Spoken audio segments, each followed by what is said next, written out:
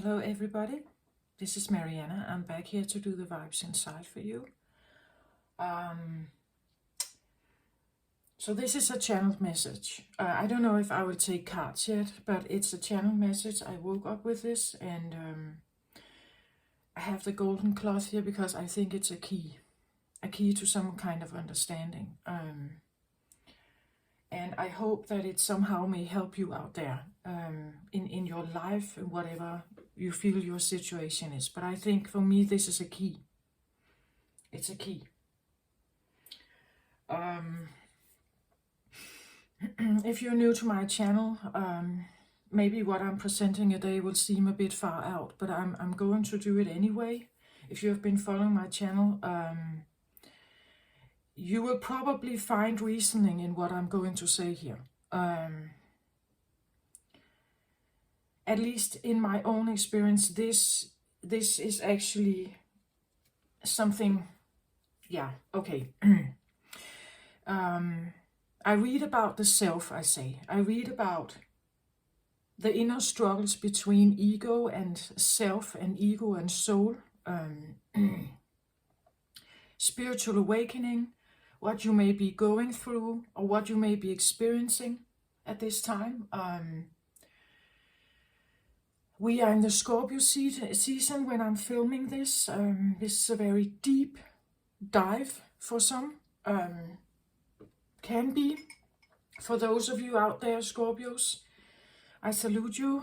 Happy birthday.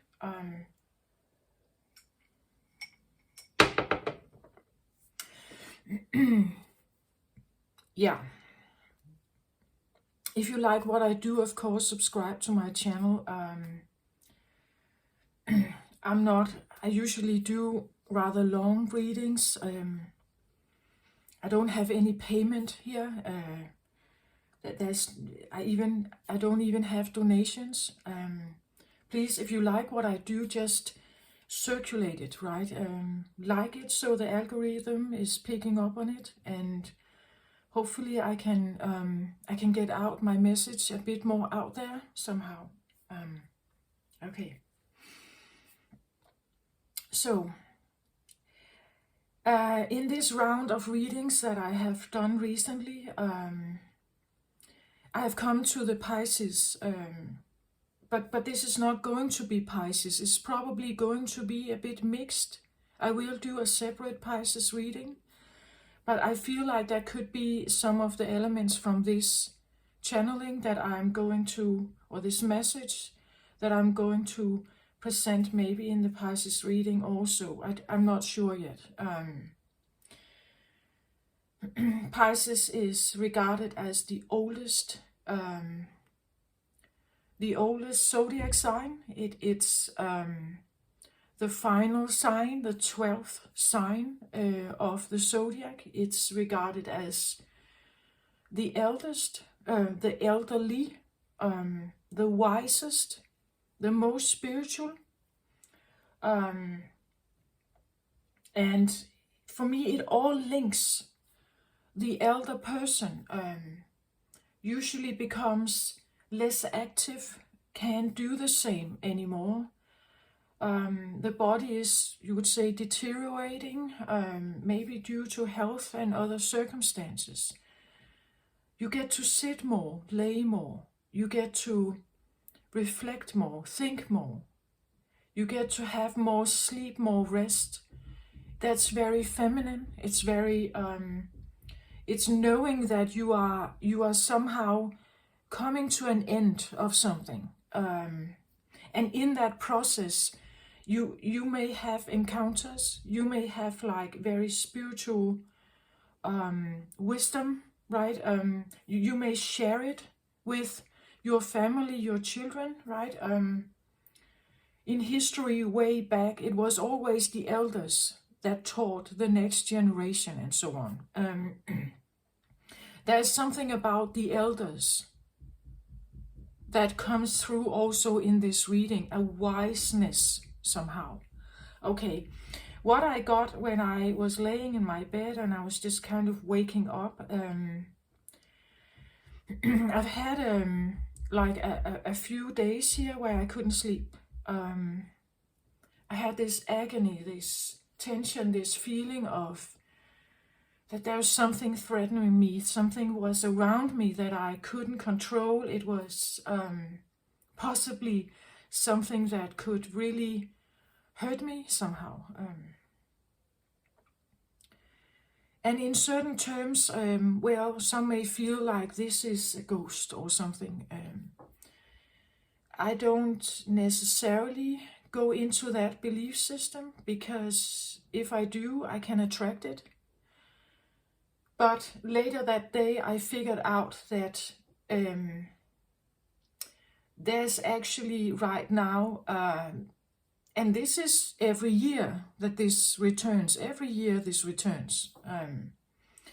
There are fragments of meteor showers that actually pass by Earth. I believe it was the Toriandes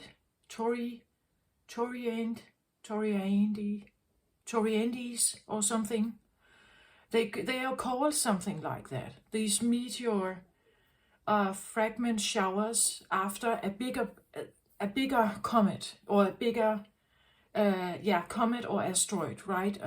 In this case, it's comets, and they have like this tail of dust and stone that follows it, you could say, because it also spins through the cosmos, and it's in a spin with Earth. And I had this really unsettling feeling when I was laying in my bed at night, and I just felt this like I was in danger somehow. That's something I felt really unease in my body. I have said for a while that I feel like I connect with Gaia energy. My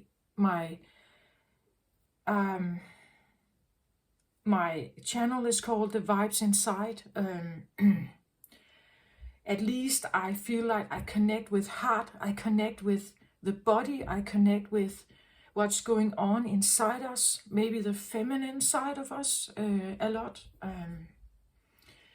Today it came through as Gaia.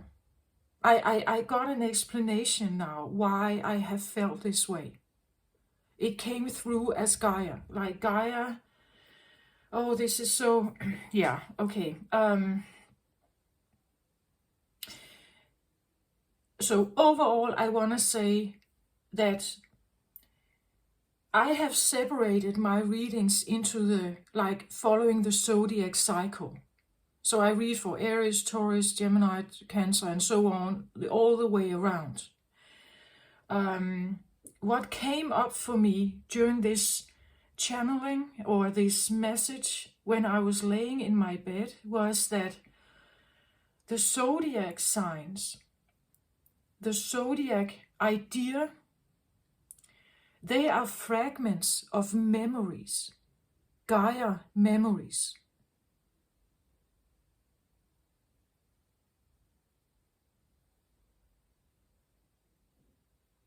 And every cycle of the zodiac that plays out every year is like a returning of something that you may have encountered in your life, right? It's like replaying some kind of memories again and again and again, with the possibility of healing them, right? Our Earth Gaia, she is in this constant spin around the sun, right? In a loop around the sun. It repeats itself. It's a cycle. It goes around and around and around. The other planets as well. They go in different cycles around the sun. It all centers around the sun.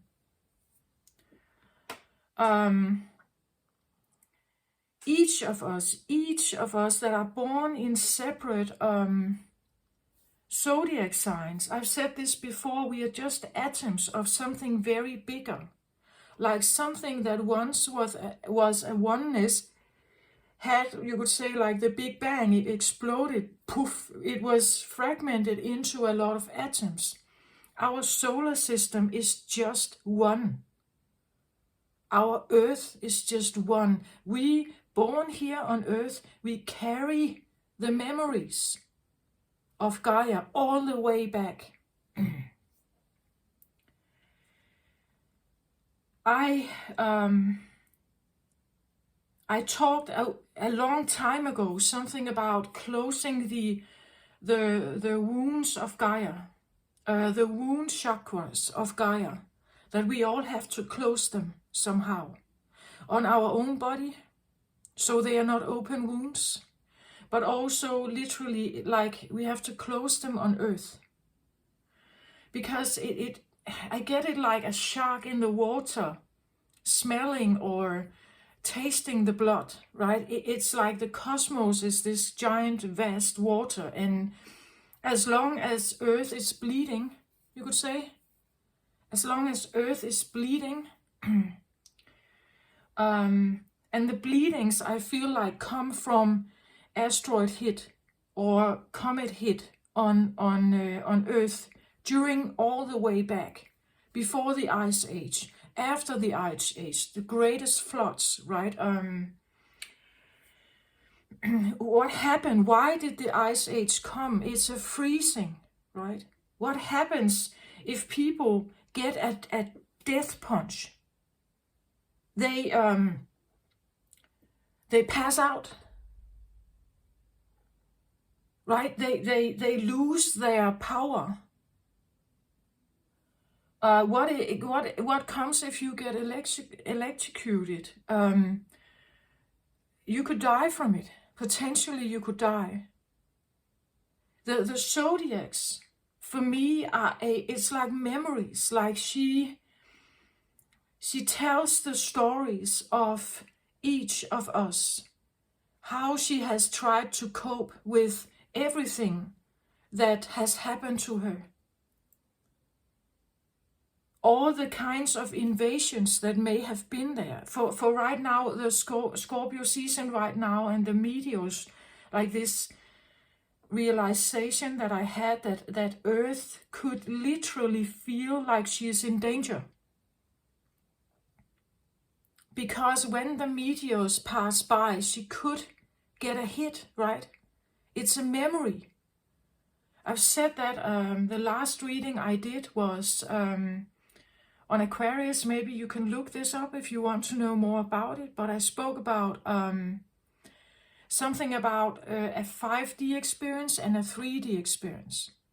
And the 3D experience links so much to the idea that we have form, that we have a human body, and the body can get sick, it can live and it can die. And I feel it's the same thing with Gaia. She has form. We are there, we are her children, right? She has a physical form. She can get a hit from an asteroid.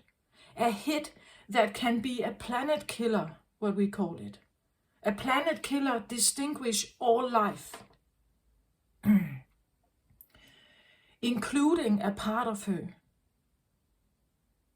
If an asteroid hits her, she will get a hit that literally feels like execution, like an invasion of her, you would say, private sphere. Her defense, the atmosphere, couldn't restrain it, right? It wasn't enough. It was too big for her defense to keep it out. So it burned through the atmosphere and hit her anyway. Our home, it hit home. It hit the base, and I've talked about this, something about the precious, our protecting the precious, keeping something safe by all means. It's like she tells a story, and because she is in this, has been in this 3D dimensional consciousness, she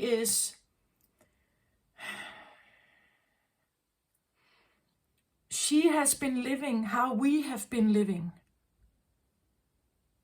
every one of us carry a memory of this.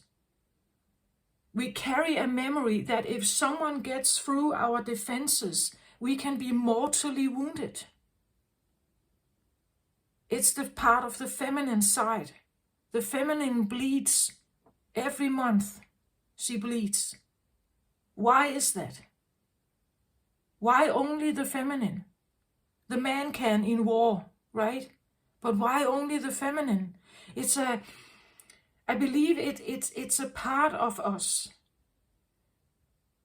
And if you go to an astrologer, they will tell you you have different signs that attach to you at the date of your birth.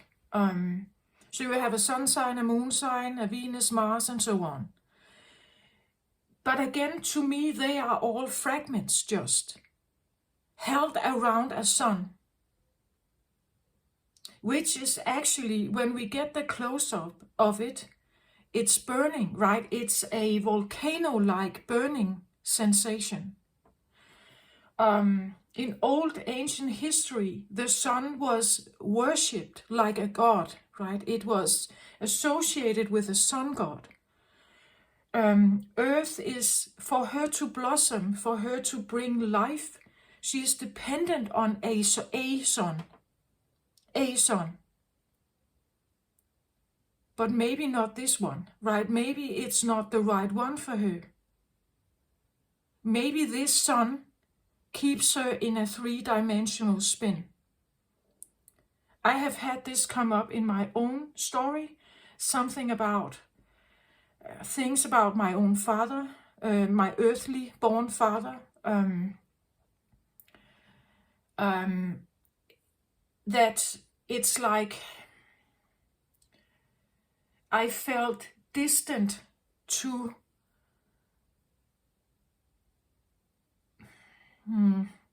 him. I felt distance to his heart when I grew up, like it was not there, like it was too far away. I also have had a lot come up about something like I had to go with what was there. Somehow deep down I knew that my father was not my beloved, you know, like he was not the greatest father love I could have, but he was what was there. I got the feeling also, because we all have this somehow. Deep down we have this longing for our opposite, right? We have a longing for the person that can complete us, we say. The soulmate, this strong longing that if I would be with them, then everything would be all right. And some out there of you are so fortunate to actually meet this person, but a lot of others of us, we haven't. We haven't done that. We haven't met this person. We have met people, yeah. And for a while we were in love. We felt everything was great. And then it's like the mask falls and we get to see more. And then it's not like it was not the right one.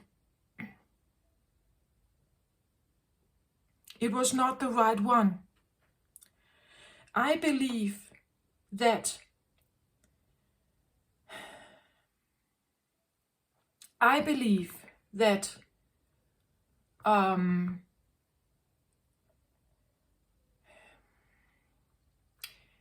Earth, Gaia, has a twin. I believe our planet has a twin somewhere in the cosmos.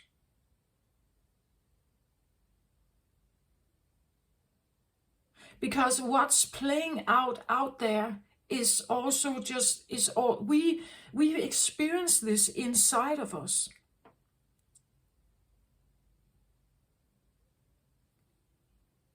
Like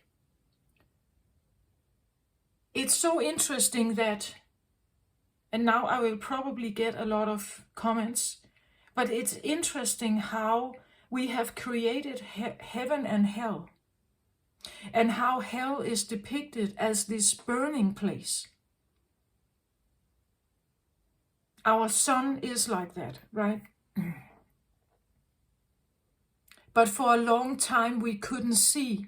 We needed telescopes to see, right? We needed to evolve to see that the sun is, we are dependent on it, but now that we can look closer, we can see what the sun actually is. If we wanted to really get closer to it, we couldn't sustain life there.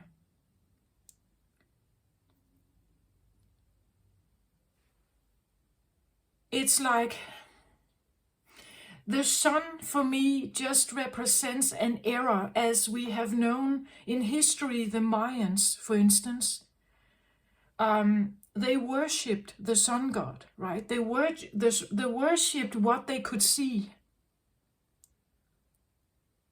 what gave them warmth, right? They worshipped that. They worshipped that light.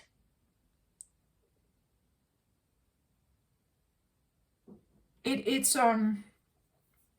has been a struggle for the feminine energy to free herself.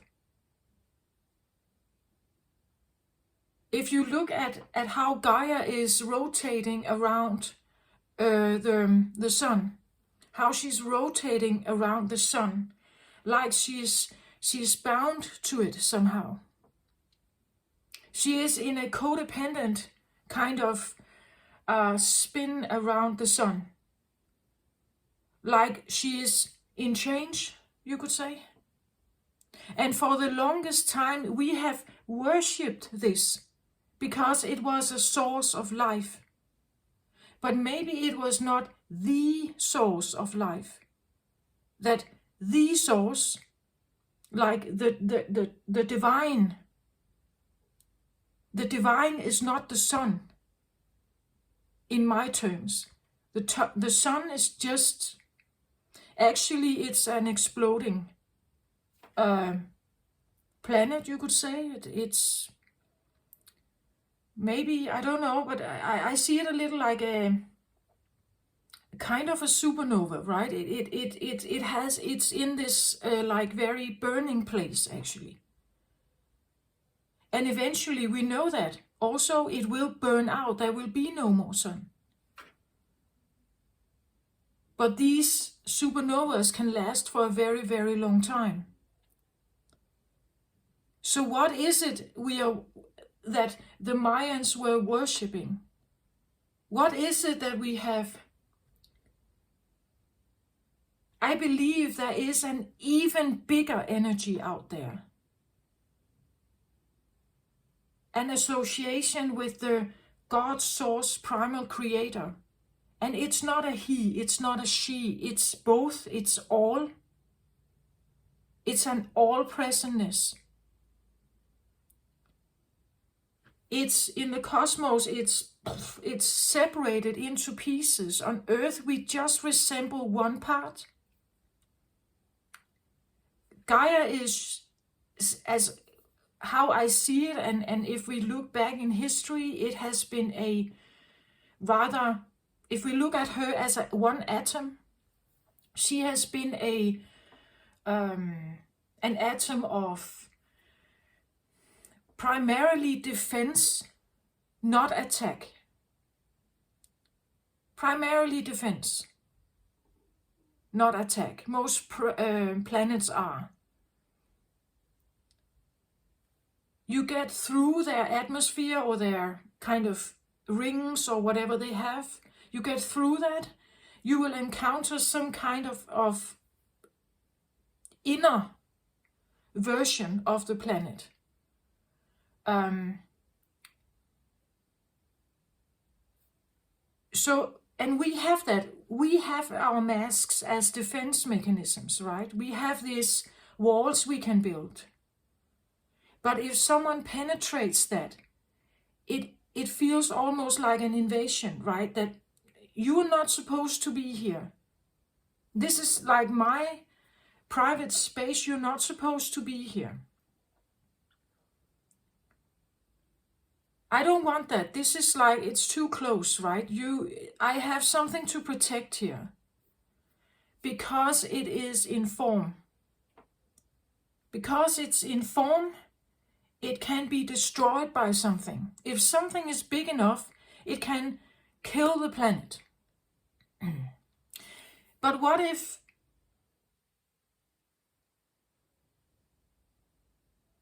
we thought of Gaia and our idea of home to be something else? What if the home is not physical?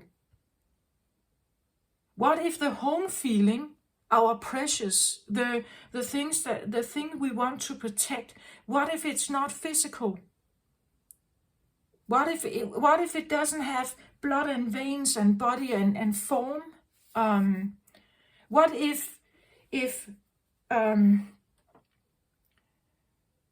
invisibility or transparency, something that is like smoke, you can pass through it and nothing happens? What if we didn't have form?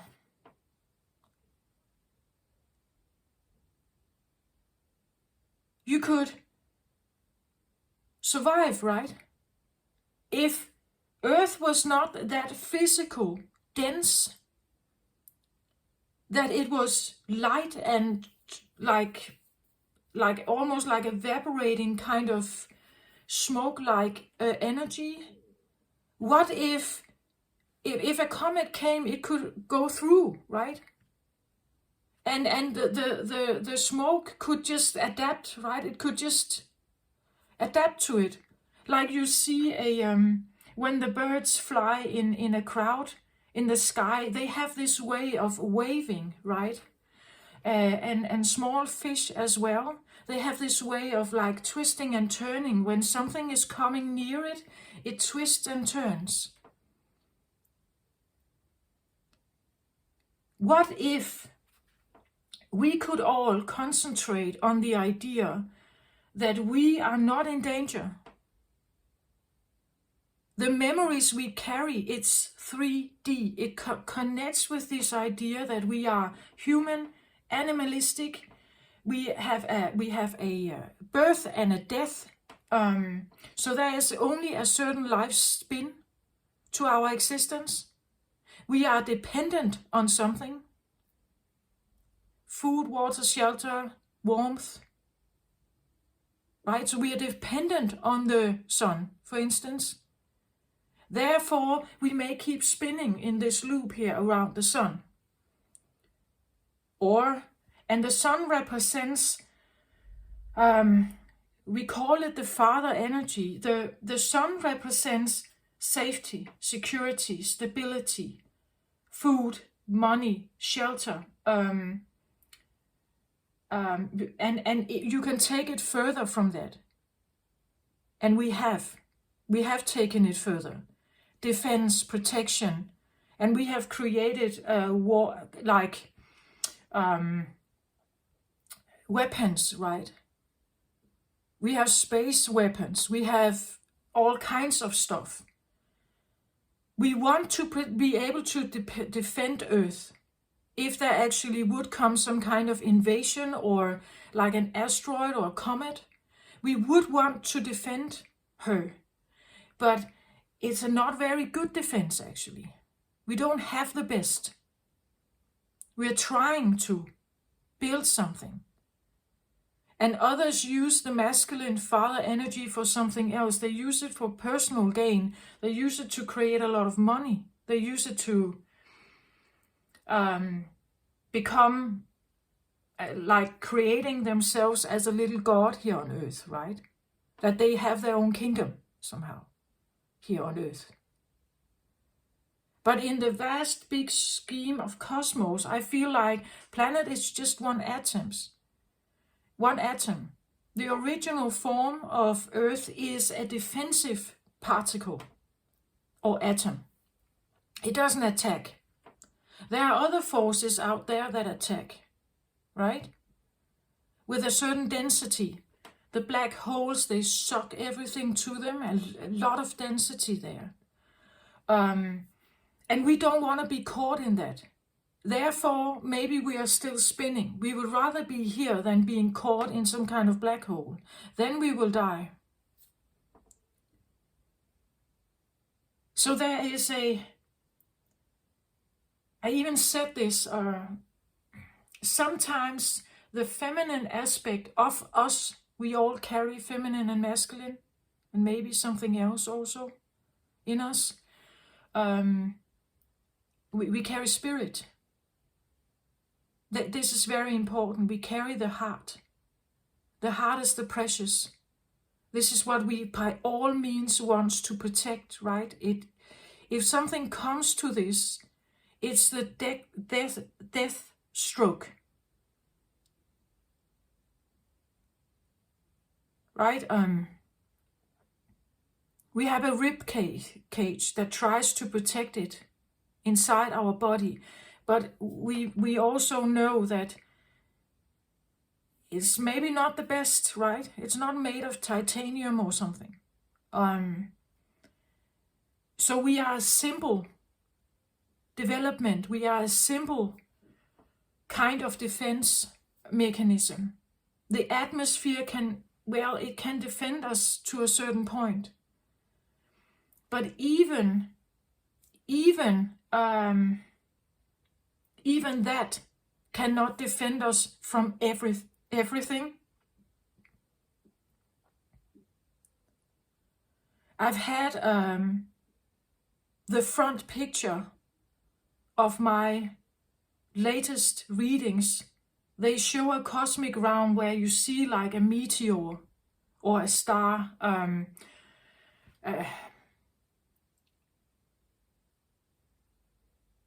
It's in ancient time, it's called a dragon, right? A flaming head and then followed by a tail.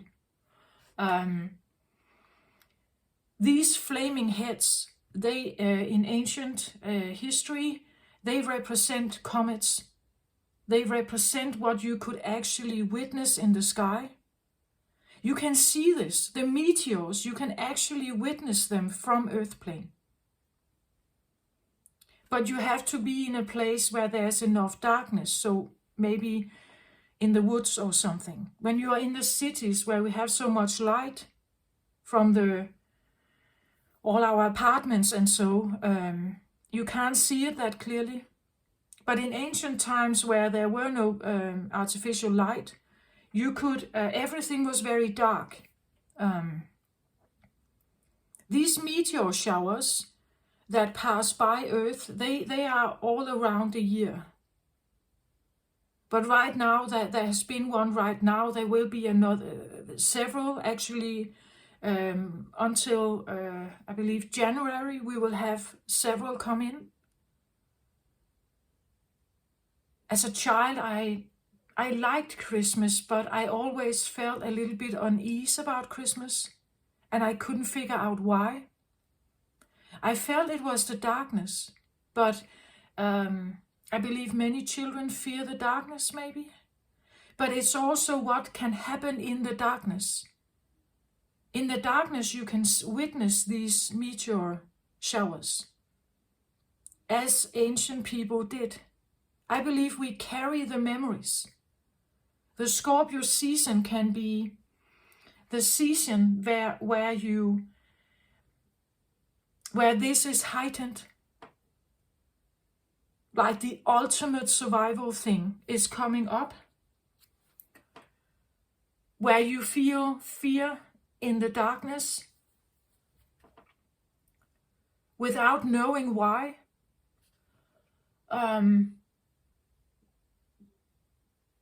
Where you may believe that there could be an invasion, right? Invasion of private space. I've talked about the Scorpio zodiac sign being maybe the deepest feelers, the deepest oceans, maybe the deepest It's associated with death in the tarot. The zodiac sign of Scorpio is probably the one that is linked to death most. It knows that something is at stake. And how it operates in the world always comes from this place. I say that Scorpio has the biggest heart ever. But they have horror from opening up and being totally vulnerable. I hope you get my point of this. It's like if they take their defense down, it's like they are totally raw and naked and unprotected. We all have this to a certain point. An astrologer will say you have different signs, right? Placed in different places. So you have a sun sign, Mars, Venus, and so on, Mercury, and so on. So we have a sun sign. Most of you associate with the sun sign, but you have a moon sign. Mars, Venus, Mercury. You have an ascendant, a rising sign. The rising sign can be your defense, the mask. You put up the defense, the atmosphere you create, like Earth has an atmosphere.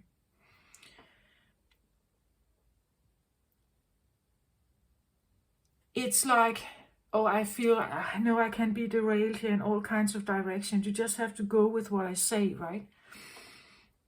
If you feel this could somehow ring a bell to you.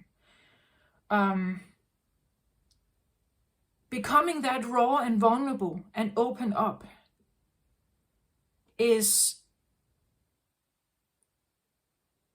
a risk, right? There's a risk to it. And so Scorpios know this deeply. So they have developed the antennas, right? They have developed the tentacles, as I call it. It's like they swoop in and touch whatever is going on. And if they don't like it, they go back and maintain the mask up, right? But they put out like an inquiry, and then they go back and say no. Every zodiac sign is a reminder of something that Earth has been going through. Those of us who are in tune mostly with the feminine energy may feel this very deeply. It's embedded, totally embedded in our beingness, in our subconscious. As I say, we both have masculine and feminine in us, so even the most masculine men or women out there, they have some of this. They know it. They know it.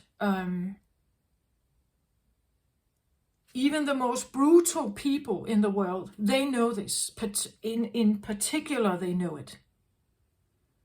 They won't allow anyone to come near them. They're precious, right? Anyone, mentally, emotionally, physically, no, right? They are shielding and hiding or whatever, keeping the precious precious because it's in form. But what if it was not in form? What if the 3D realm, the human experience, the physical, animalistic, instinctual, survival genes, what if they were not at play here? What if Earth can evolve? What if we can evolve into a different kind of species, a different planet? What if we can raise the vibration up and become different? In spiritual terms, we talk about having a light body. What does that mean? Does it mean that it shines? I don't think so necessarily. It means that you have a lighter body. lighter in terms of physical mass, lighter in terms of density, meaning that you're not carrying heavy weight, dense thoughts and belief systems and grief and sorrow and pain, anxiety, fear. It means that you're eating less. The body changes. It will have certain different needs. It reacts to density.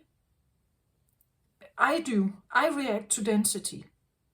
Like if I'm in a realm where there is a lot of grief, or I pass by a church and I know that this is a place where there has been torment, there has been cruelty going on. I don't even have to read on it. I can feel it.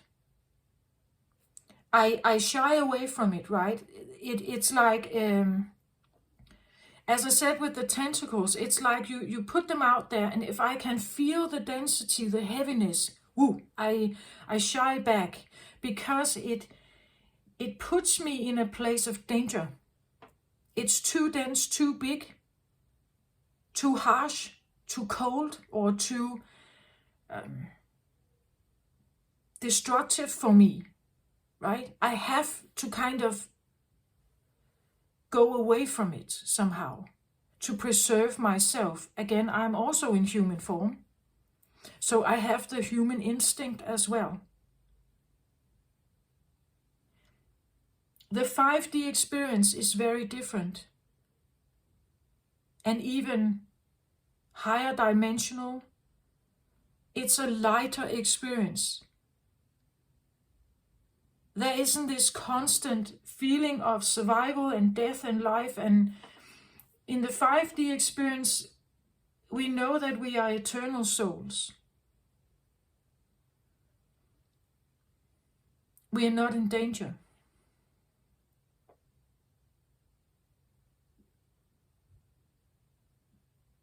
We are not in danger. We may get reborn again. And I believe as long as Earth is here, maybe some of us get reborn in Earth plane, and maybe others return to a star position where we feel we come from.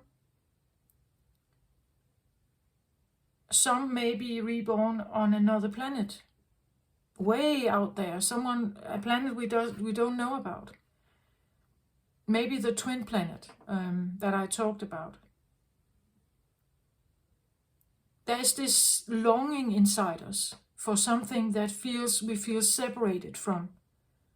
I believe Gaia has a twin planet, or a twin, like the twin flame idea, this idea that you have this perfect match, right? An opposite energy, but a perfect match for you. So when I believe that if we can raise the vibration with Gaia, because she is the one orchestrating this change.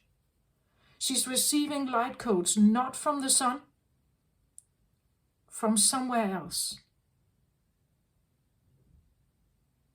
That's my opinion, from a higher dimensional place. I don't think it's the sun, the physical sun in our solar system.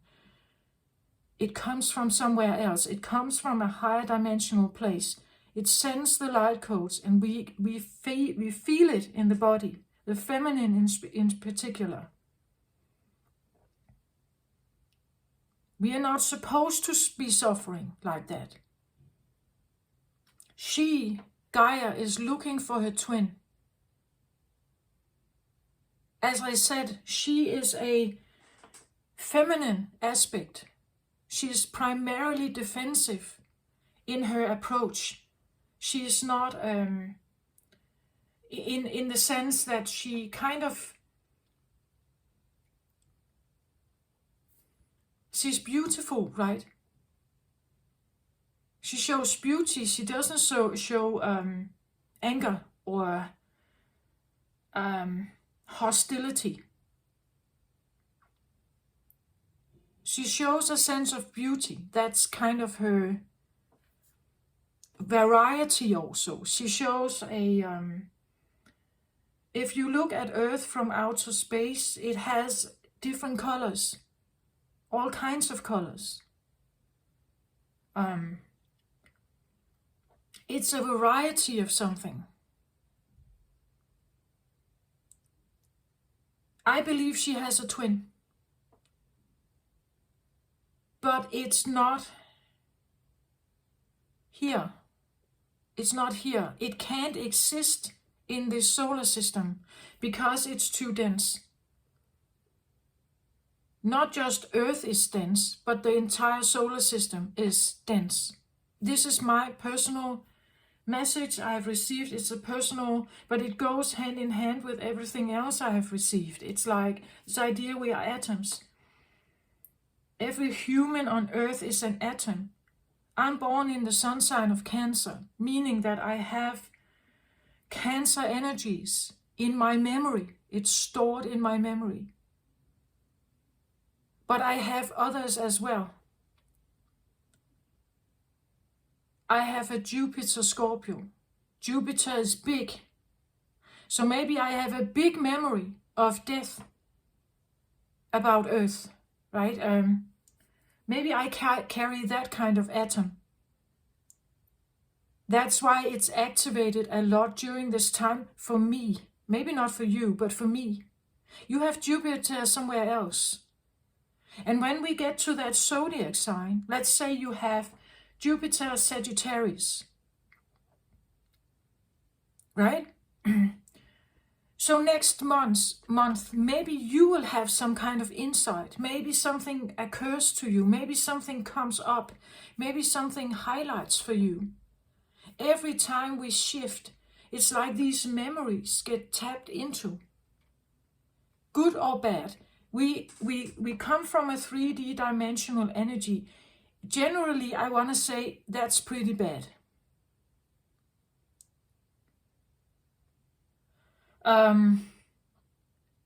Let's take Sagittarius, for instance. Sagittarius is known in a higher vibrational form as a truth teller. It's the last, most evolved fire sign. Sagittarius knows that war is not always the right way to get things done, as opposed to Aries that can be more like my way or the highway kind of energy. Sagittarius is evolved. It has learned something. Again, it represents different, you could say, ages of the Earth.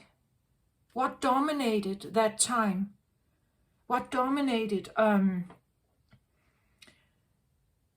the time of Sagittarius? Last time it was the age of Sagittarius, for instance. It's a long time ago. Many, many thousands of years ago.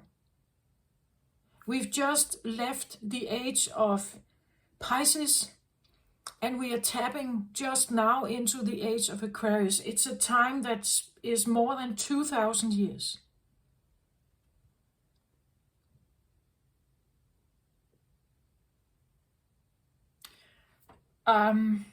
What dominated that time? What happened during that time with Earth? What did it go through? Why is it that some civilizations thrived and then they died out? And then something else came and it died out. Why did Atlantis, if we believe in that, why did it actually live but also die? Why did Lemuria live and also die? Why was Rome the capital of wealth and this great center of importance at some point in time, and then it kind of dimmed down? Why was the Egyptians so advanced in knowledge? How could that happen? And then it kind of died down again. Why is that? Why doesn't it stay? Why does it change? I believe that Earth is like we are evolving as humans from being settlers and hunters and hunter-gatherers. We have gone through some kind of process of evolving, and we are at the stage where we are now with artificial intelligence, things that are actually not human. They are in form, but they are not human form, right? It's a different form. I'm not saying it's whether I like it or not. I'm just saying it's some kind of a revolution or evolution that we have gone through. The 5D element for me has less body, less form. It's a more, it's lighter. It connects with trust, love, divinity, like the prime creator energy, not the sun, but a different father-mother energy. Spirit, father-mother energy. It's different. It's like, it's the joy of the heart that comes with connecting with something that is so different than is actually present and in form on earth plane. Why is it that people have Why is it actually that religion exists? Why is it that when something is really bad on earth and people are struggling and everything, they pray to something they can't see, to something that is maybe felt but not seen?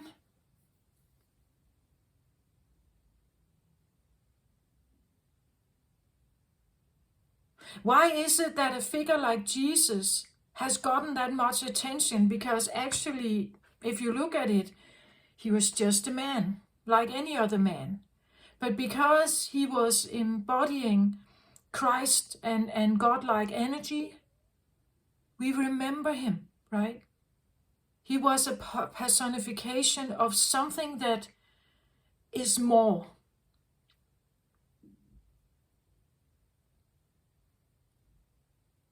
He had certain abilities that were superhuman, you could say. It was more than the human can do. So if you can be more than a human can do, you attempt to be more godlike. You are attempting to connect with something that is more godlike. That's my personal. Everyone who, let's say you choose to do a triathlon, or what is that called? There is some kind of marathon through some kind of desert.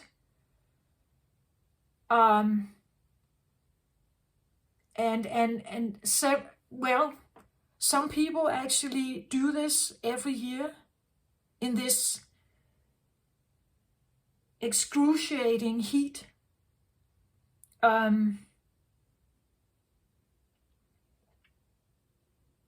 It's not just to like brag about it. I believe that if you actually go through it, if you actually complete it, something happens during this run where you are so exhausted, where you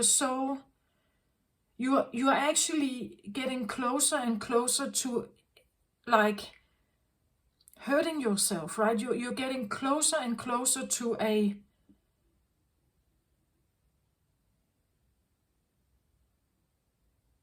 it could be a physical, human aspect, again, a physical breakdown, right? And it's a battle between the mind and the body, whether you complete this or not.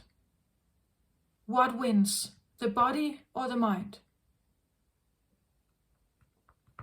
And I feel it's the same thing. Do we let the body win sometimes? The fears, the survival genes, the memories, the past.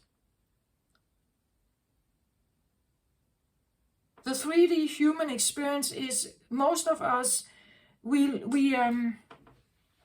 say that it's around 5% of our conscious mind that rules our day. The rest, 95%, comes from the subconscious mind. And in the subconscious, you have the fears, the doubt, the distrust, earlier bodily experiences that may have hurt you. You want to stay away from that. The ego, the defense, comes up and tells us, no, don't go there. This is too dangerous. Don't trust it, right? Don't trust it.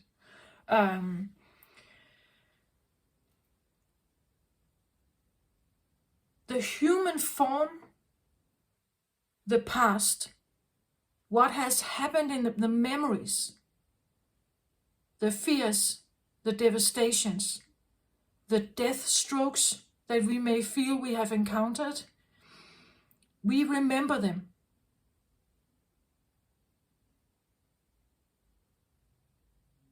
Some of us hold more of this than others. Some are more pessimistic, some are more optimistic, depending on, you could say, this idea of this. I believe the zodiacs are it's just narratives that kind of tells a story. It tells a story about something. And depending on what kind of zodiacs play together, you could say in your personal horoscope, you are that atom, that particular atom. You have soul family, you could say, people that are born around the same time, the same year, they will have similar, deep down similar memories, I believe.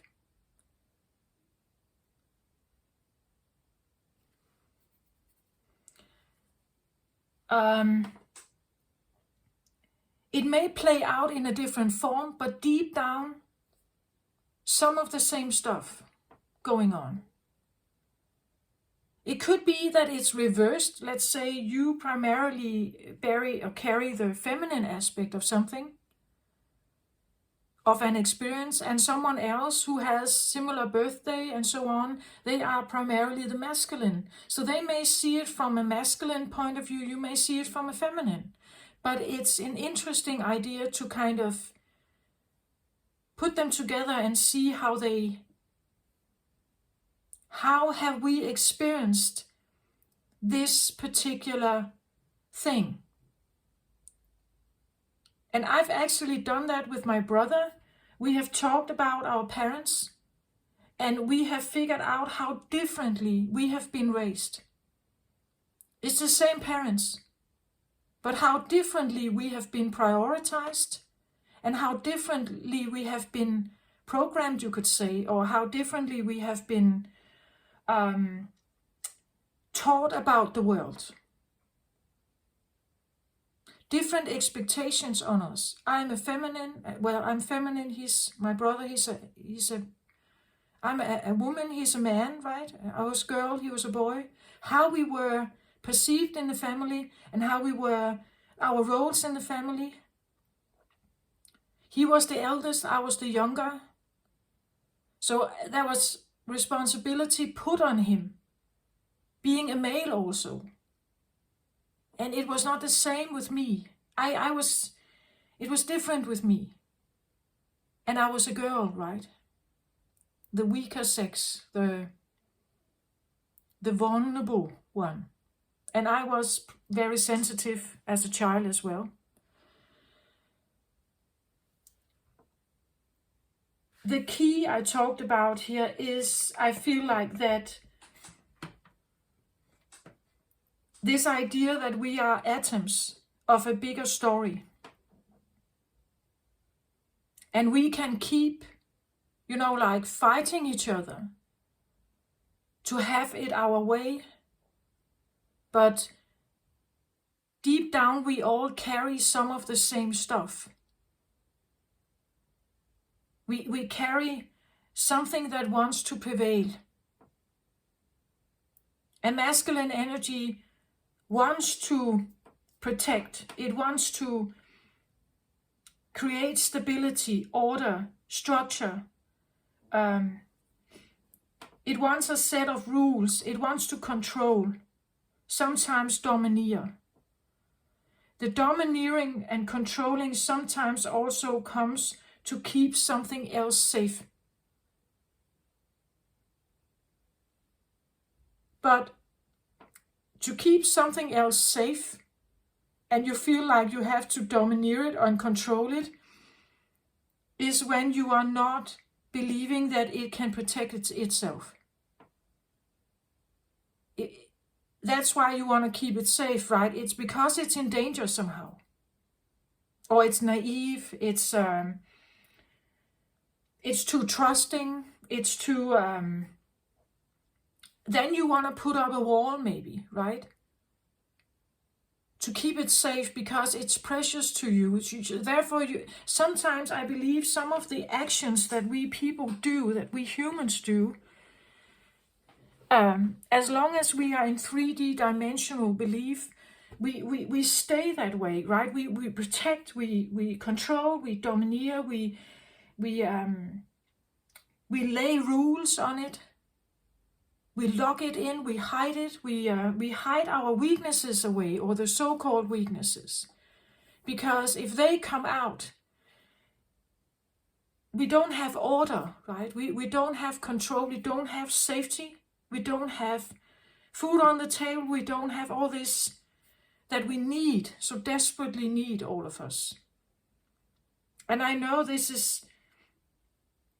For some who are starving every day, this is an everyday event. For others who live in luxury, they don't see it like this. For them, it's like losing a set of Louboutin like shoes, right? Or a Gucci bag, or it's a totally different thing. But it's still feeling an invasion somehow. That something invades your identity. It invades something, and we don't want that.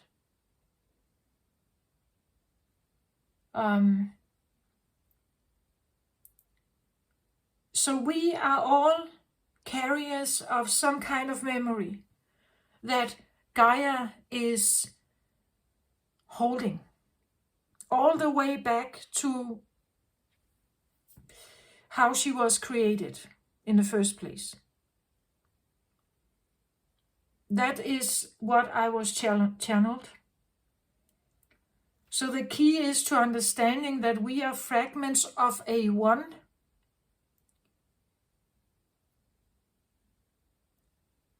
That we are all fragments of a one. We're different. We have to be different. We are opposites. We are close to each other. We are far away from each other. We are all kinds of colors, all kinds of nations, all kinds of religions. We are all kinds of... It's very mixed. I believe it has to do with the different, like, zodiac ideas, right? For at some point we had a lot of building going on. Sun god worshipping, all the pyramids, the temples that rise up towards the sky, all the pyramids in the world. They're typically, I believe, born during an age, this is my guess, it's not all documented, but if you go back in time, it could be a time where there was maybe a lot of fire energy going on. Sun god, a lot of worshipping of the fire, of the sun, of building of masculinity, heightened masculinity, power, strength, something like that. Doing the impossible, as I talked about with the marathons. like lifting these like so much weight that you become like a Superman, right? The Superman idea is the same thing. The creation of a Superman character in cartoons is the idea of something supernatural that can save the world, right? The heroes, the masked heroes that come and save the world when something is invading us or something evil is coming and disturbing our precious, the home idea. Then we talk about invasion of aliens, and I believe these are not just like comic stories, it's memories. It's memories that we carry. It comes out as a comic book, and we just see it as, oh, they have a great imagination. I don't think so. They remember something. It comes from a memory. This was also this morning, right? This idea of many of our games that we have. For instance, American football. We have two opposing energies. We have a line in the middle. And then we have this that you can tackle, right? You can tackle. When I'm starting now an offensive attack, because I have to get the ball over the line here. I have to get the ball over here. This is, you could say, associated with their home invasion. Like, this is the home invasion. Whenever I get the ball over, I get a goal, right? On the table. I get a goal. And we can tackle each other like a war, right? We can tackle each other. And then it's their turn. Now they have an ability to make an attack towards my home over here. In European football, the same thing. You have like a line in the middle. This is like your space, my space. Or you would say my energy field, your energy field. And when you cross this line, you're actually getting closer and closer to my precious, my home, right? You're getting closer and closer to the goal. If you can kick the ball into my goal, you get a goal mark on the table, and you can win the game. Just take a look at this for a moment. If we take the meteor showers that come in, they actually look like a ball, a fireball that rushes through the atmosphere with a tail of fire, and it hits something. So these plays that we have, we do them for fun, or, well, today there's a lot of money in this as well, right? But just take a look at it. What is it? Where does it come from? Why was it created in the first place? I believe these are memories. Why is it that we have Speedway? Why is it we have Formula 1 races? It's all about getting there first, becoming the one that is first, the winner. There is something about winning, not losing. Winning something is important. Being the first one.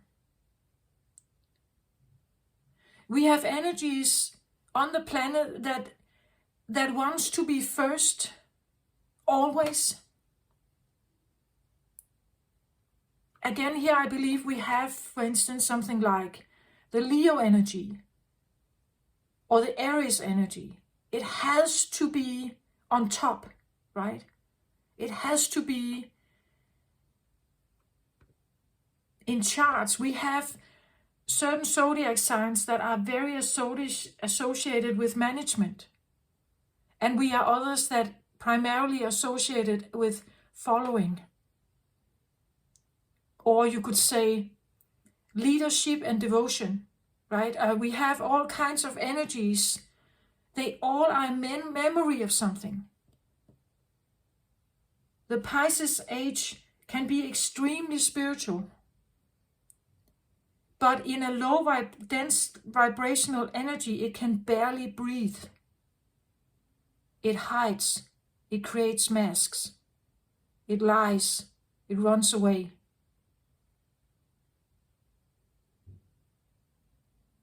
And we have had a lot of, you could say the Pisces age has been an age of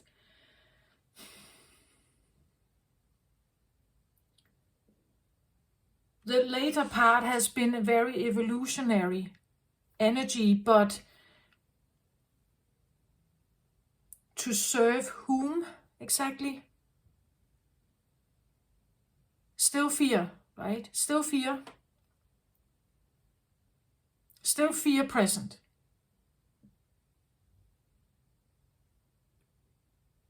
The Aquarius energy that comes in now is also, it's and it's interesting because I have a Mars Aquarius, and I actually believed it has woken up. I believe that the fourth dimension was necessary for me to even be able to use it at all. The fourth dimension was necessary. 3-dimension Aquarius energy couldn't, not really exist in its best, most beautiful, high vibrational state. None of the zodiacs could. But again, remember, times have been different on Earth. When she started out, she was a very young planet. After the Big Bang, you could see that as the birth, right? Getting out of the womb. In the womb, we have this feeling that we are we just lay there and everything is perfect, right? It's perfect warmth. The food is available and the toilet is available, and you can sleep when you want and you can be active when you want. You can play a little if you want. But everything is and you are held in this bubble of water, right? This warm, it's perfectly balanced for the little child, mostly at least, to be there, right?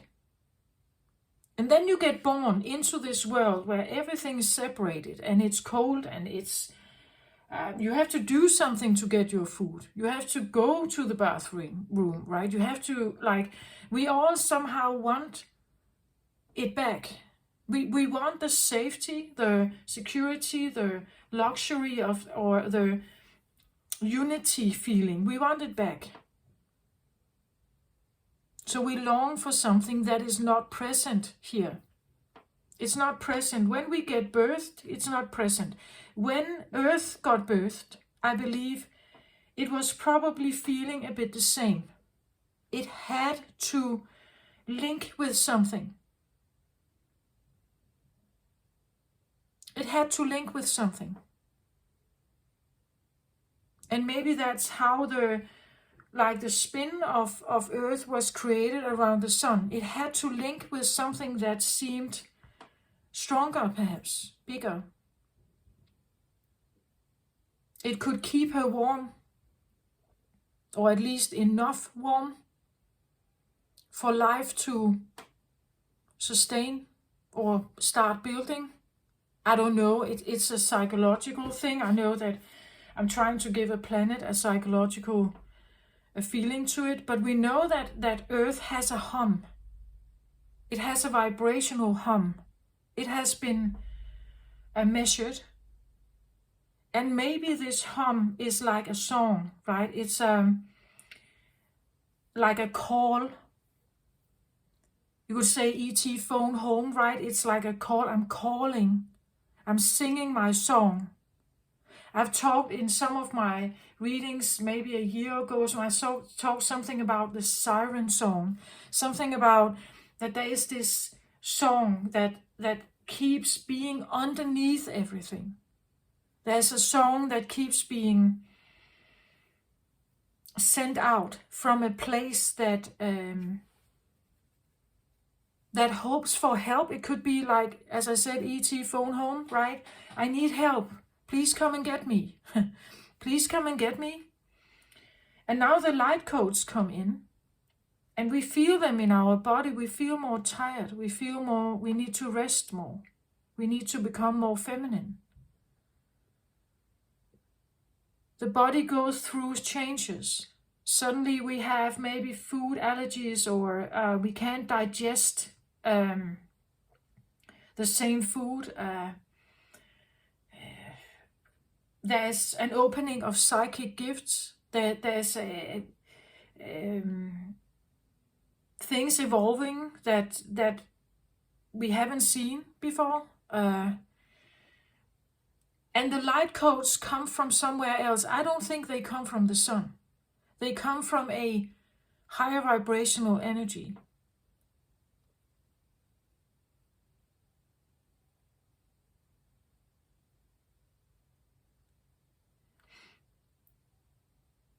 It's the 3D dimension is a place of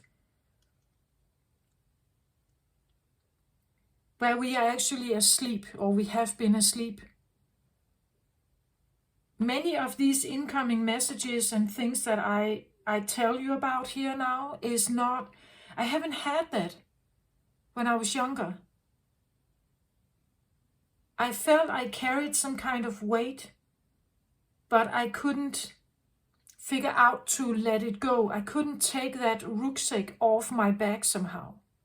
And the more and more I do that, the lighter I become. The more I get these channeled stuff. It's like my antenna is changing or is opening up. I feel, see, know, sense stuff that I haven't sensed, not to that extent.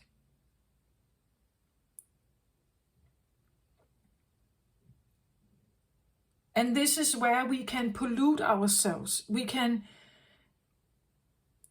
pollute the body with a lot of different kind of foods, medicine, drugs, smoking, alcohol, coffee. If something becomes an addiction, you are now in a loop of like being addicted or codependent to something. And when you are in that state, you can't hear. You can't feel, you can't hear, you can't sense some of these things. I don't know why I talk about this specifically. I talk about, I believe it's Gaia and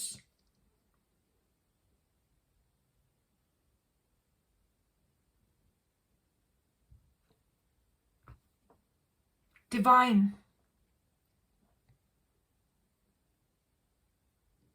Something divine, something that is more. It's more loving, it's more caring, it's more compassionate. It's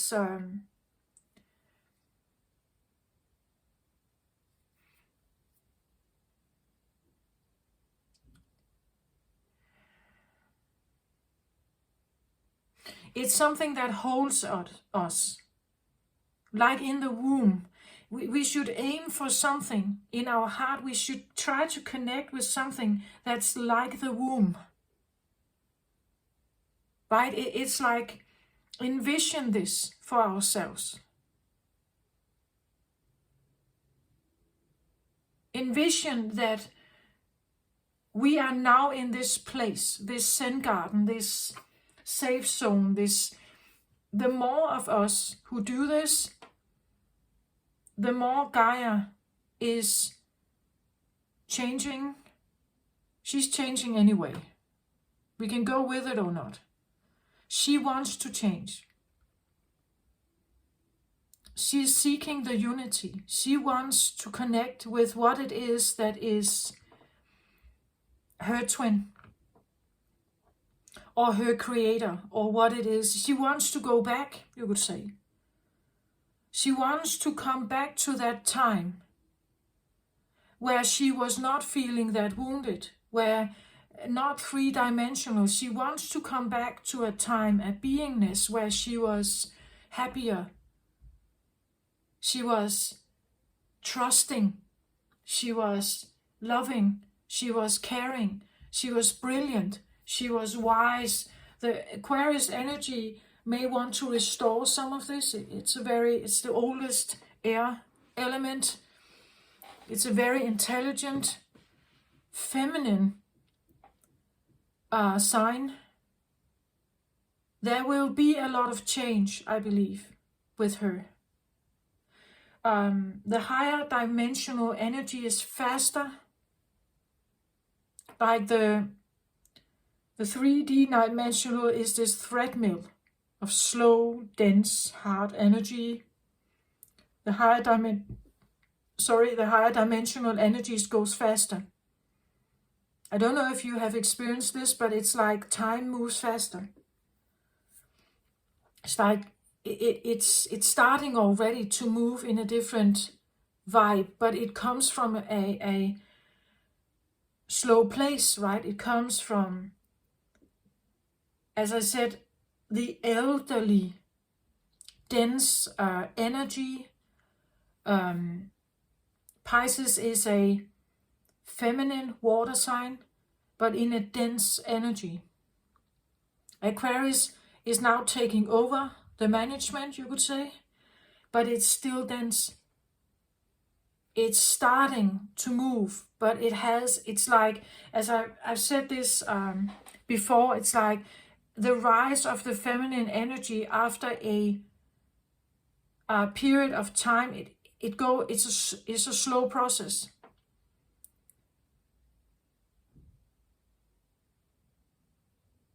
And the idea of fear, of death stroke, of being almost eliminated, that all life has been distinguished.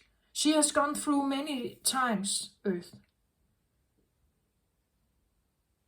I feel like I link with her somehow, because I've been taken through, my spiritual awakening has been this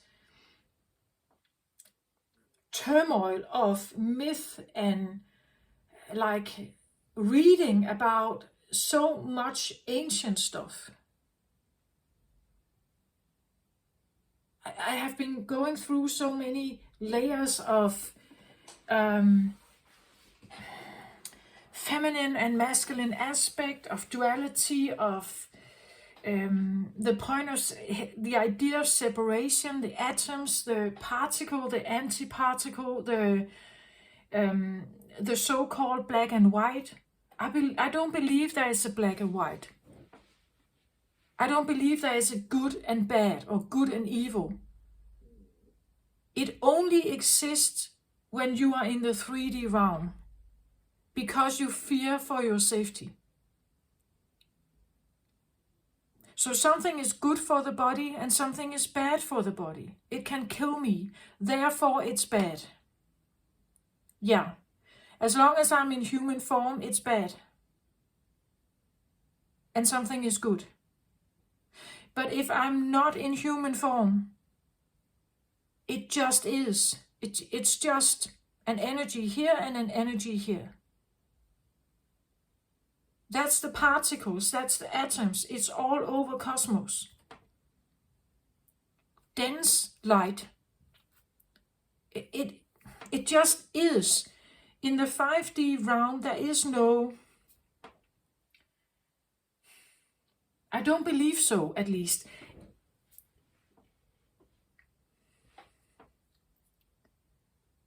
it's a different vibe. There's a different vibe to it. The 5D realm doesn't concentrate on whether something is good or bad, because in the 5D realm, everything is eternal. Nothing can die here. Nothing has a lifespan of starting and ending. Everything is present, always, for throughout eternity. But for the human mind, this is and I even don't have the full concept of it, but I understand the difference. I understand that if you don't have form,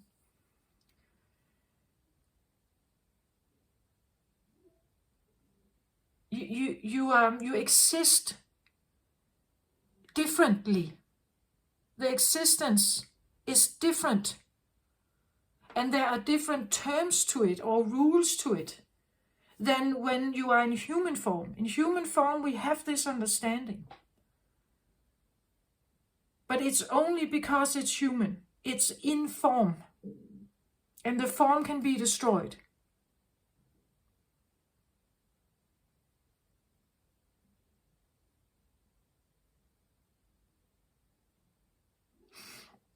Take a look at something on earth that is not in form.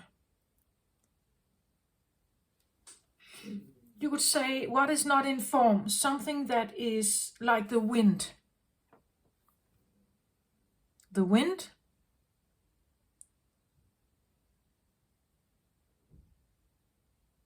it's not in form, is it? You can see, you can, we have a slight feeling of it, right? Air in itself is not in form. We know it's there. We know there's oxygen present because scientists have proved that we need that to exist, right? But we can't really see them, can we? Our eyes cannot. Our eyes cannot see them.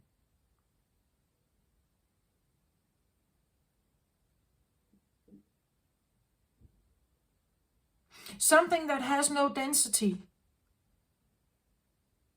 is more godlike or more 5D-like, you could say. Everything that is tangible. This is a quartz, it has a certain density to it. This is not as dense as a diamond. This is lighter than a diamond in density. But it's still dense, right? You can see it, it's in form. But something is not in form.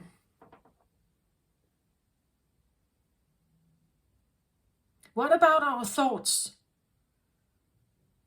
Our thoughts are not in form unless you start building something. Or you write them down. Then they just exist in your brain. They can be either dense or they can be high vibrational. You choose that.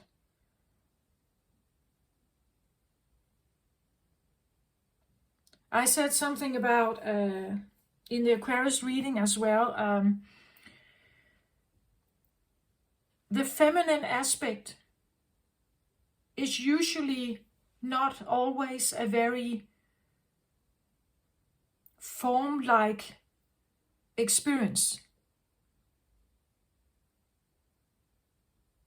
She creates life in the sense that in the 3D realm here, the way she can create life is in a baby, in form, because this is the only thing that exists here, still. So she creates a baby in form. Whereas in the 5D realm, there are no, or 6 or 7D, or even a 5D, I believe we still have bodies. But the higher we come, the higher up, it becomes translucent. You can see through the bodies, I believe. They no longer need food and water, and they are fueled by something else. Or they exist by something else. They exist with the connection to the divine, perhaps. The source energy is different. This is my personal belief that what Earth is going through is that she is reliving her memories, and we do that in the human realm. She is growing and learning.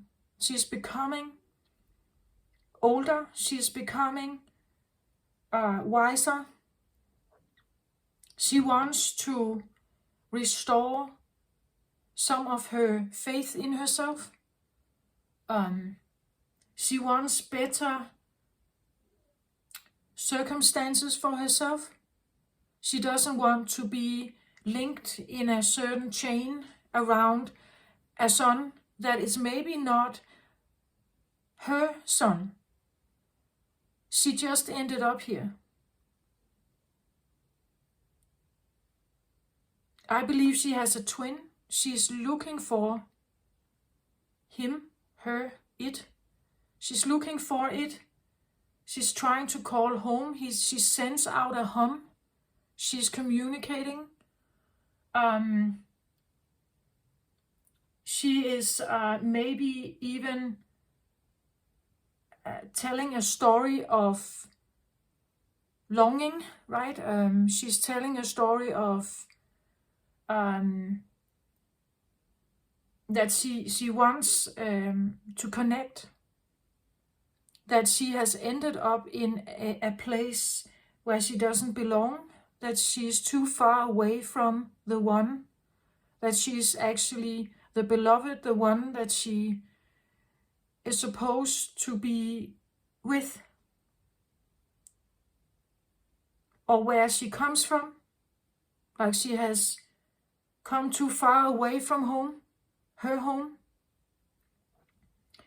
The fragment of Earth that we live on could be a fragment of a much, much bigger planet. This idea that we all, like somehow inside, we all long for something. We are on the outlook to mate, to be with something. It's kind of embedded in us.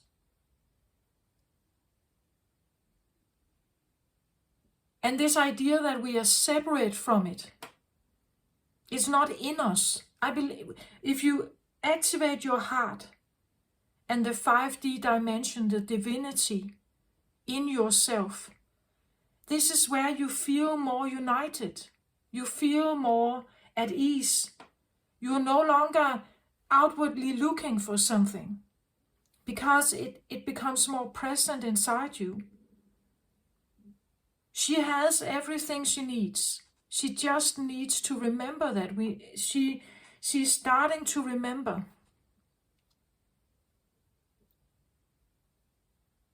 She has been sending out her hum, and now something is coming to aid her. The light codes that come in, they could be, we could see them a little bit like a light love bombing, right? They assure her that she is exactly as she's supposed to be.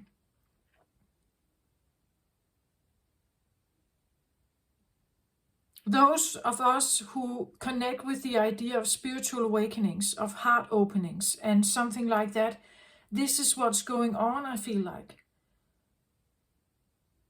The zodiac thing that keeps spinning, and the planets that keep moving, and it influences us. It kind of keeps reinforcing the memories. It keeps reinforcing how things was. Like the ego does. It keeps reminding us, yeah, but you know what happened at that time. Be mindful about that. Don't trust just like that.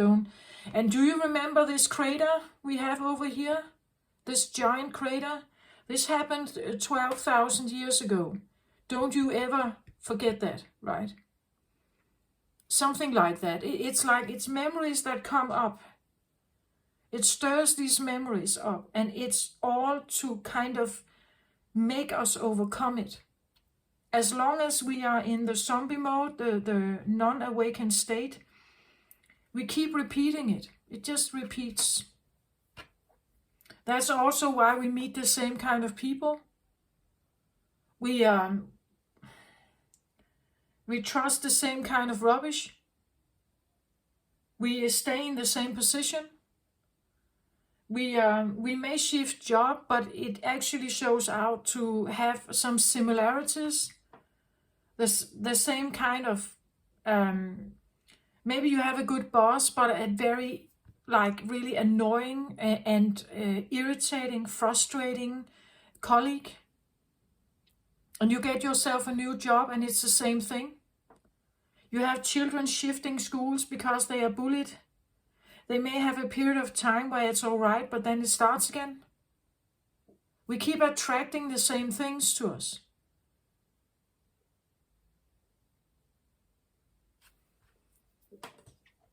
The zodiacs are just memories.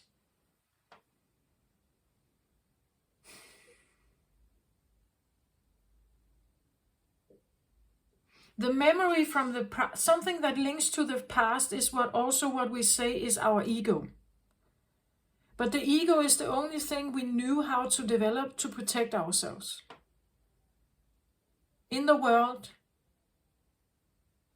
towards other people, towards the element of our existence. So in life, the elements of earth, sun, right? Water, fire, air. It's cold weather, right? Too hot weather. The elements are on earth, coexisting with us, and we are kind of figuring out how to protect ourselves, maybe against the elements, but also against each other, because again, a water sign can have a difficult time being in the presence of someone with a very strong masculine fire. Like, the coexistence of these two is difficult.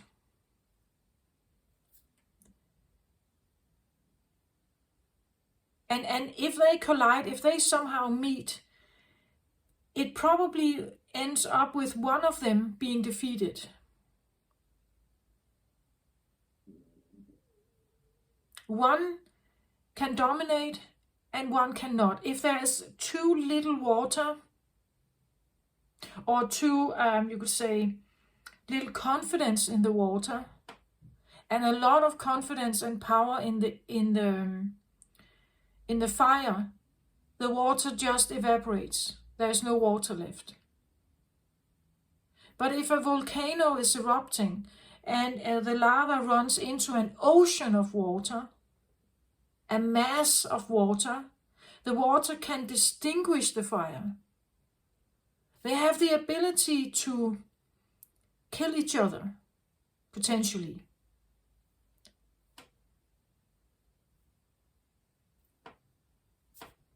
Right? Two fire signs can probably have a lot of passion, but who is going to dominate this? Who is the leader here? Who has the last say? This can give a lot of also like power struggles, right? And someone has to be defeated and run away. We see that in the animal world, where the males are fighting each other to maybe get access to a female. So they fight each other to show their dominance, to show who's strongest. And the one who is strongest gets the prize, right? And the other one defeated must just retrieve.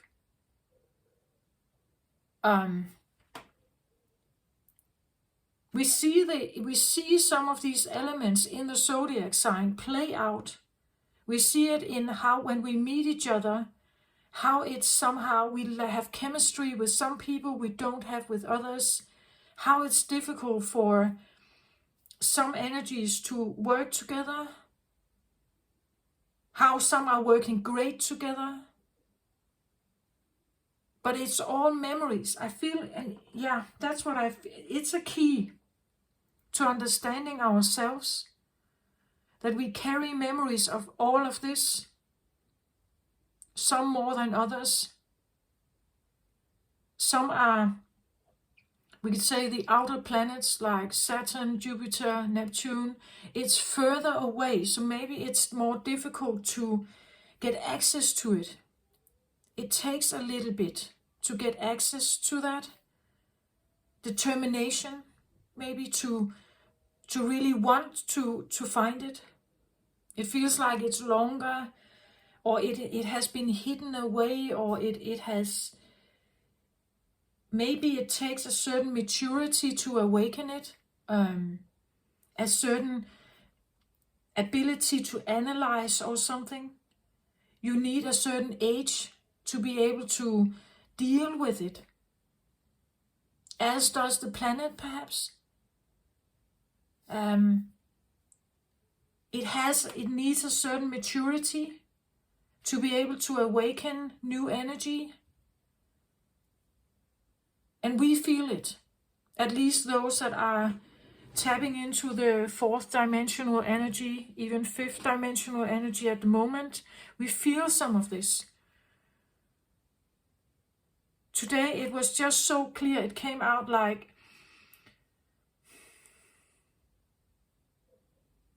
it's memories. That's what I get, it's memories. The zodiac sign are memories of her life cycles, death and rebirth, death, strokes, frozenness, distinction of all life, needing to start over, starting again, starting in a new way, because after like a death stroke that almost kills you and kills everything, you're not the same. You operate from a different viewpoint now. You have to adapt, right? You have to adapt to something and figure out some of the strength I had before. I don't have that now. So how can I still live? How can I still go on? How can I live my life after a total heartbreak? How can I do that? How is that even possible? In the moment, it seems like you can't. You're frozen. If life stops. But after a period of time of maybe grieving, maybe therapy or counseling, maybe care from other people, attentiveness, deep rest, then you start living again. You start doing something again. It may not be in the same way. It may not, the devastation may still be felt from time to time, but you start doing something again. Most people do. Some stay in the cycle. If you get addicted to something, you stay in the same addictive pattern. You never get out. I've talked in my readings sometimes also, I mention this, do you want to live? Do you want to be or not be? Do you want to hang in the old past memories? Or do you want to live and be something else? Do you want to relive the story, or do you want a new story to start? If we want a new story to start, we can't stay in the same position. We can't expect to stay and be the same person and then have something new happen. It simply won't. It doesn't work like that. You have to make a new step. You have to do something. If that means that you have to change something within yourself, maybe that's what you need to do. But it's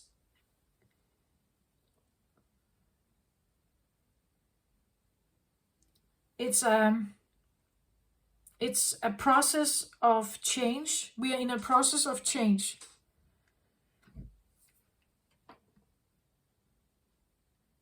And one of the keys is to understand how much we actually are still linking to past experience.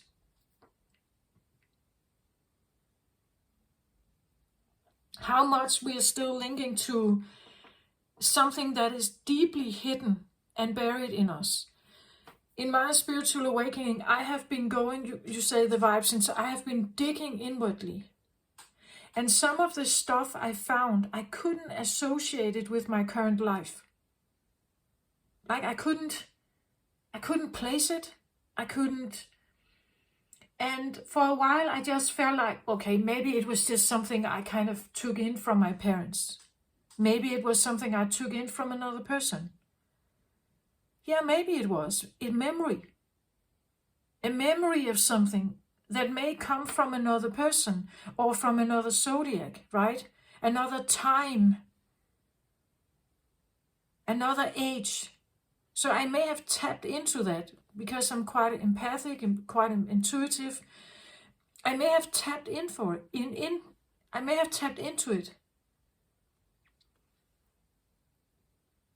And then it kind of stayed with me, right? It stayed there. It got in, somehow internalized within me. And when I was like digging through my own stuff, I encountered some of this and I couldn't place it in my own life. For instance, I haven't had fire. I have never had a house burning or a cellar or the roof or an attic or like the barn or something. I've never encountered something about like a big burn. So it has to relate to something or someone else. I have no memory in this current life of it. It could be from a past life, right? But still, then I'm tapping into a different time.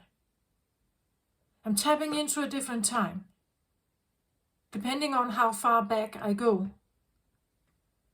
I tap into a different life, or I tap into it's a memory.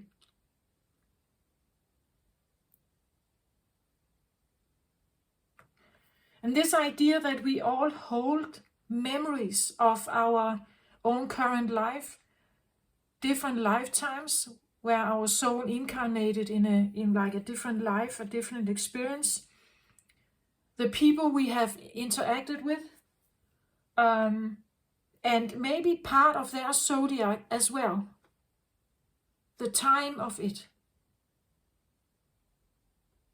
To just have a thought about that, that's quite overwhelming. If we all, to a certain element, have fragments of this inside us.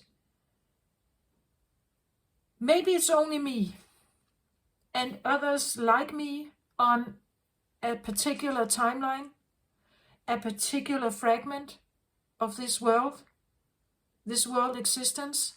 Maybe it's just me. I just know that if you look into the teachings of, for instance, Martinus, he talks of a similar worldview where things are split up. I haven't looked into Martinus very much. I just recently realized that he actually talks about some of the same stuff that I have tapped into. Totally out of regard to him. I haven't looked at his teachings at all. But he talks about this idea of the atoms as well, the splitting of the atoms, that there is a world allness,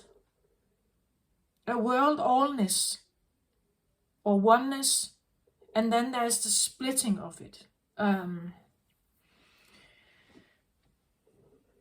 believe what I know about Martinus is that he is difficult to read. That's what I hear. I haven't at all read his some of the things that have been like written down from him, but he talks about some of this as well. I don't think he's alive anymore. Some apprentice workers have tried to put his thoughts into writing. But the point is that he talks about a cosmic landscape and an understanding of that cosmic landscape that is different from the Bible, you could say, different from all kinds of religions. The religions, I believe, are also just narratives, stories that come from a different age, perhaps, like a different zodiac. It comes from whatever ruled Earth at that time, or whatever. We could say that the zodiacs are fragments of our psyche, fragments of all of us, even our shadow sides, depending on who holds them, right? Or depending on, for a while I have been feeling a little bit awkward about this idea of doing like zodiac readings. Like this idea of, I felt it was a little bit off for me to read about Aries as separated from, like separate, Aries separate, or Taurus separate. Like that, there was something about it. It didn't feel quite right to me, but I couldn't also figure out an alternative. So an alternative is,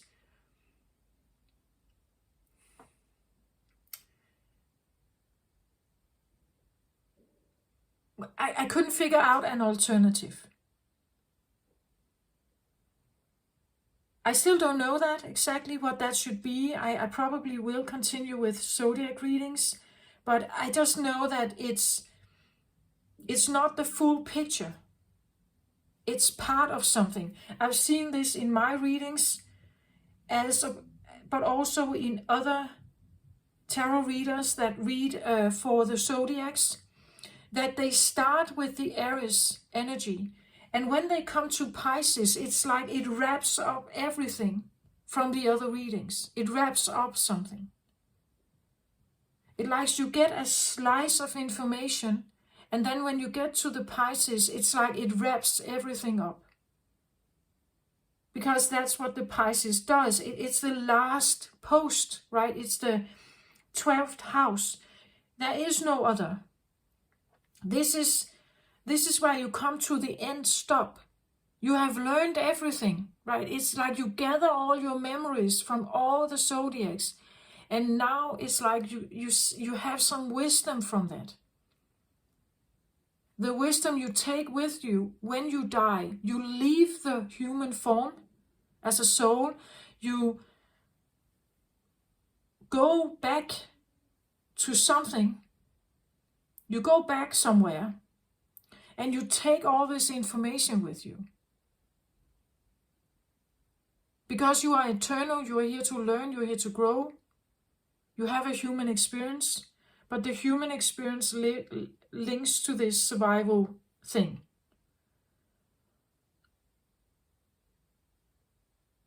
It's just, I was kind of just stunned by this, how much that is existing in our world that potentially could link back to a memory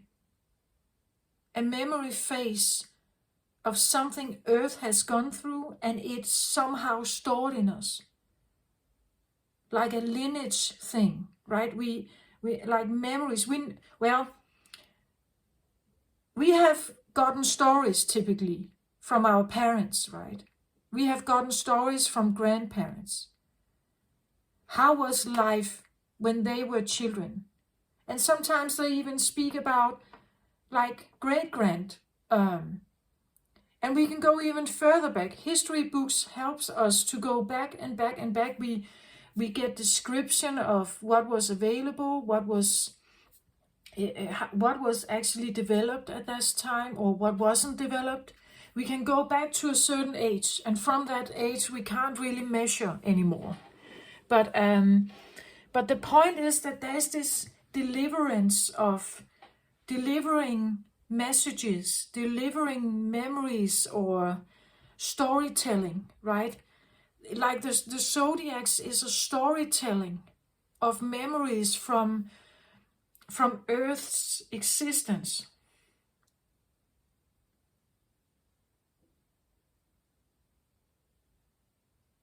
She's telling a story. She's telling us all a story.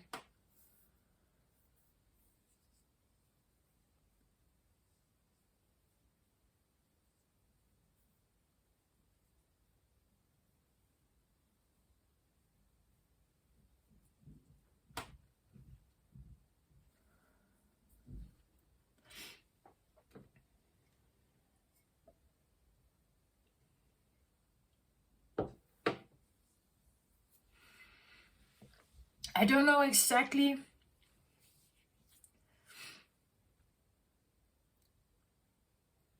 still what to do with this, but what I know is that for us to align ourselves with the new energies, the light codes that come in, that's why I also have the golden here. It's like we have to tap into the golden light codes. Like aim higher, aim better, like tune your antenna towards something that feels better, higher, easier,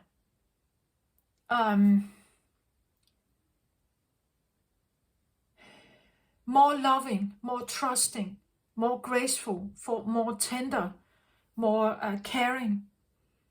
And I have a bit of aversion towards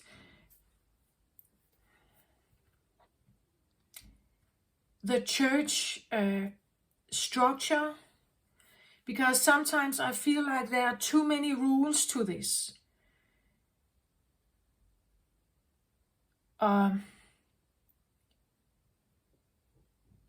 Or to be a proper Christian, you have to read the Bible.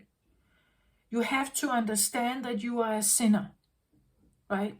There is a certain narrative with that belief, and with different religion, there is a different belief. There is a different set of rules how to pray. You have to do it in a certain way so many times or whatever. To me, it kind of just, no, this is not, but that's just my personal belief, and just disregard it if you don't like it. But I say aim even higher than that. Aim for something that loves you regardless of who you are, regardless of what you've done, regardless of how you look, how you have treated yourself of others. It's not what you've done, it's who you are. Aim for that higher place of like pure acceptance of yourself, for even forgiveness. Like aim for the most highest beautiful. And here I'm not talking about arrogance. I'm not talking about selfishness. Like a pureness, a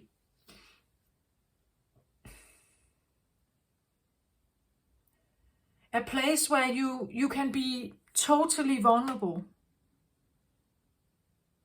with all your features, because again, we have both black and white in us, yin and yang, shadow and light. We have everything in us. The acceptance of the everything, the allness, is a key.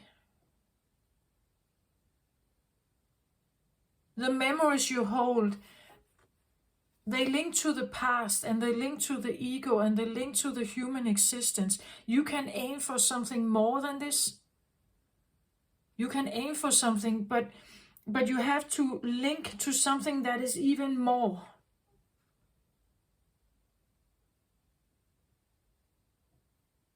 It's a pureness in you.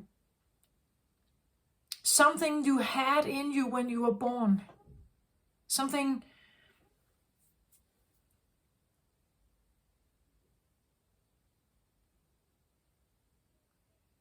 a grace, a divinity.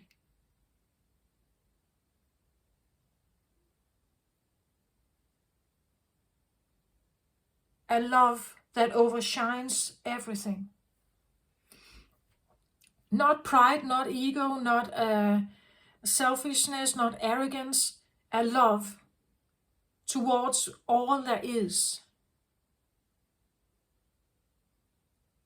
And this, well, I know this is difficult to, again, from the human perspective, it's almost not possible. But these are the light codes that come in. They come in. They urge us to shift something. But sometimes the ego is extremely persistent. The human ego is extremely persistent. We tend to stay in the same places. We tend to stay where what we know. Because what we don't know is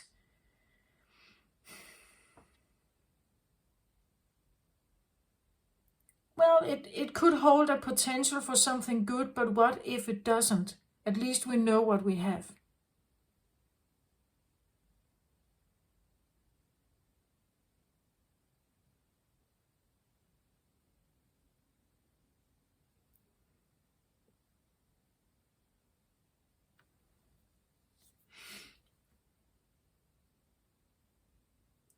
I don't know exactly what else can come from this. I feel like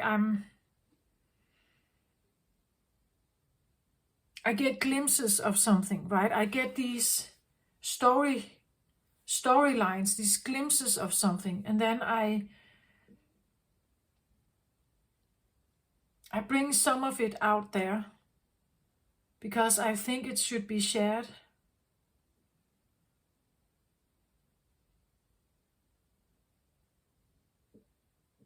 We all hold memories. We are all a memory bank of a oneness or an allness, I believe. Something that is out there.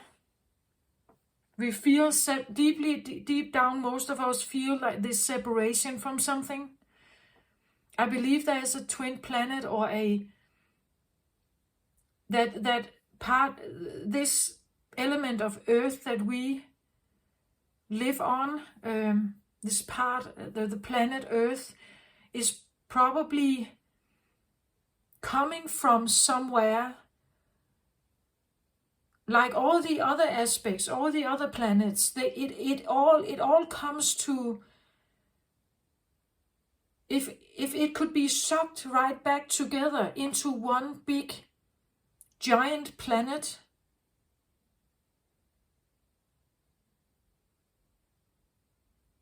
all planets in the entire cosmic realm, if that could be kind of taken back together, it would be an allness, a oneness, an allness. And we, Earth, is just a fragment of that. Our solar system is just a fragment of it. And it can be dominated with light, it can be dominated with darkness, or density and non-density. The cosmic realm, there's a lot of non-density actually, right? And then from time to time we meet these planets. Or we can measure something that could resemble a black hole, for instance.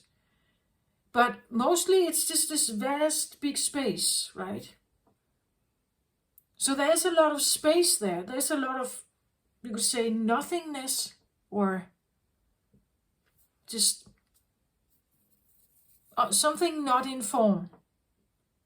And then we have the density planets that are in form.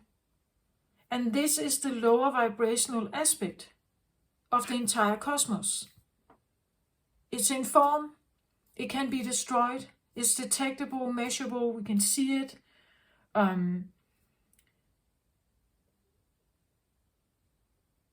We can feel threatened by other planets, by comets or asteroids.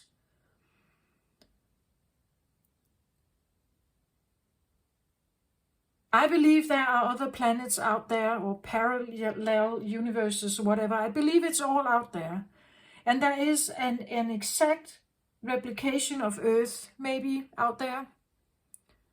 That's almost the same, maybe, but in a higher vibrational energy.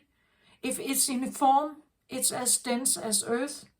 If it's not in form, it's an energy that is that maybe we can't see it. The human eye cannot see it. The third eye could potentially see it. If we awaken the third eye, we could potentially see it. Or we could tap into that realm. We could, like a clairvoyant can see stuff. We could maybe tap into that realm, that memory or that realm.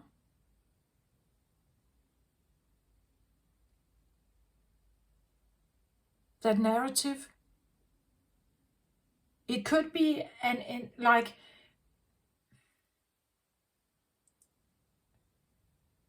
as we say, light body. It could be a light planet. A planet that is flexible. It's non-density. It's yeah. And there could be enormous life there, but we can just not tap into that yet.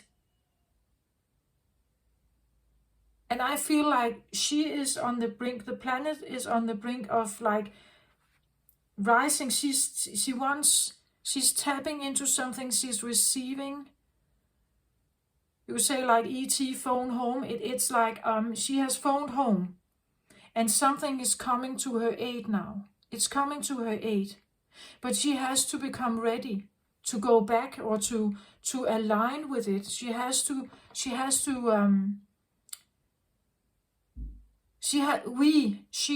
We all have to align with it.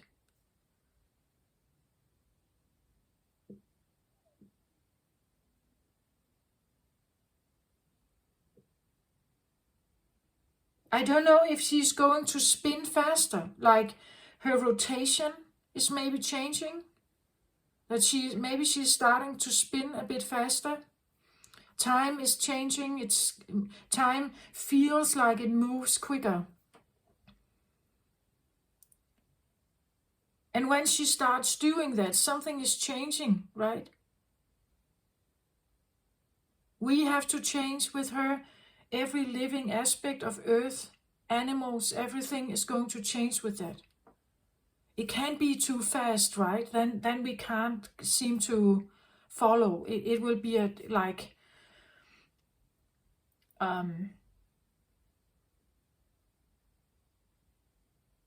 it would be too big of a change for us. And again, the shifting of the ego has to be done first. Because the ego prevails us from trusting. Especially something we can't see, or we can maybe feel that something is in the air, but we can't see it.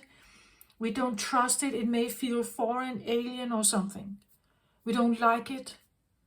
It makes our antennas kind of shy away from it, right? And to get this, what is it? Well, maybe I'm just trying to tell you that what is coming is not, I don't think it's dangerous. It's not dangerous at all. Actually, it comes with love. But the God energy has an awareness that we have free will on earth. You can choose to work with the energy or against it. It's not an invasive energy. It's slow. It wants to embrace. It wants to. It's not an alien invasion. It wants us to want to choose it. That's my own experience. It wants us to realize where you come from and what could be gained if you open a little bit towards something else. And when you do that, you have to trust to do that. If you are not trusting, you can't open, right? So there can be a choice, and it's your choice to make. It's your choice to make whether you choose to trust something, even if you can't see it. You go with the feeling. The feeling must be like a peaceful one, a graceful one, an unconditionally loving feeling. If you have this come in,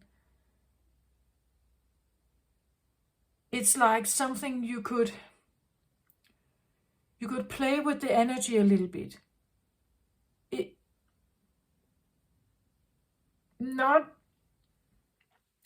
Again, the trust is something that is, the trust usually comes with sustainability. If something comes in and it stays, that it kind of feels like it stays there, that it's always in the background, trying to support you, always somehow there. You can even see it in other people. If people have this understanding that, oh, okay, you may not have the same belief as me, well, that's all right. I keep it to myself. I'm still your friend. I just stay over here. I accept what you like. I accept that you are a sovereign being. You can do what you want, right? But it's not forcing anything. This non-forcing is a symbol of a higher vibrational energy. So if you feel you can tap into that, something that doesn't force anything, you tap into the divine energy.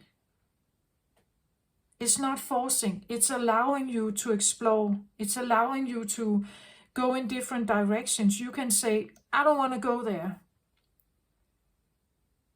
It's not going to force you. It's going to lovingly accept. It's going to have a loving awareness about, okay, but I'm here, right? I'm here, I'm right here. If you change your perspective, I'm still going to be here because I love you. I will always love you. I love who you are, not what you have done, but what you are. And if you know you are deep down light, if you know you are deep down part of divinity, part of something bigger, if you know that, and you're working your way through your spirituality, your spiritual awakening, you are a healer of earth. You're a healer of yourself, but you're also a healer of the awakening energy that is coming more and more on earth plane. And it coexists with the Aquarius energy as well, which can be a bit rebellious, right? It goes against the stream. It usually has its own plan. it doesn't really care if it goes against the stream. And maybe that's what is needed, right? We need something to go against the stream. Because the stream has been 3D human experience. Maybe we need something to be more than that.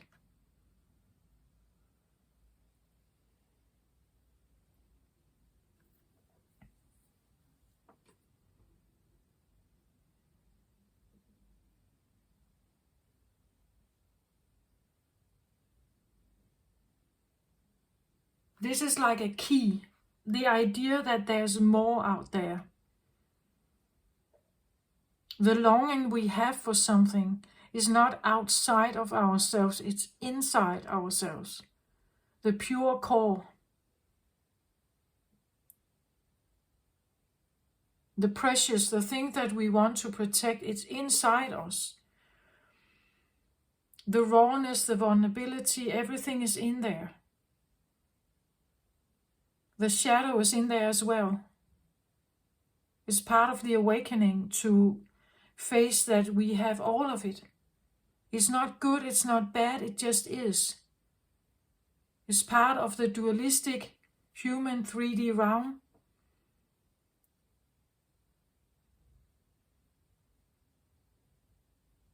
The 5D realm and above it, it's not really there.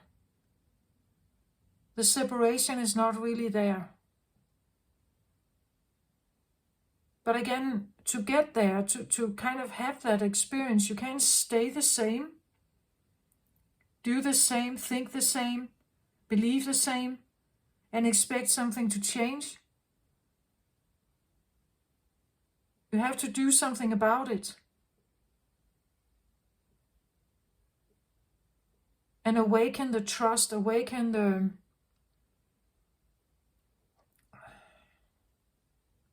if something hasn't worked out for you, maybe you should try something else, right? It's like, was it Einstein who said something like, if you keep repeating doing the same thing, with the same people, with the same approach, it's the definition of being crazy or something, right? We should try something new, right? And I feel like Aquarius really wants that. They want to use your brain, it would say. Think differently. Choose another sword. Change your perception. The ego links to the past, right? Whereas Aquarius usually has a more orientation towards the future. It's like the past, well, it is what it is, but let's move towards the future. Let's have new ideas. Let's aim for something else. Let's the newest inventions, the most scientific newest inventions is usually in a time where Aquarius has been dominant. I believe that the internet and everything was everything evolving around the WWW. It was in a time where Aquarius was active. Not the age of Aquarius, but the Aquarius, maybe Aquarius Mars was very active. I don't recall, but I know that there's something about this, where something new gets invented that kind of cuts through every understanding, right? It cuts through every understanding that has been up to that point.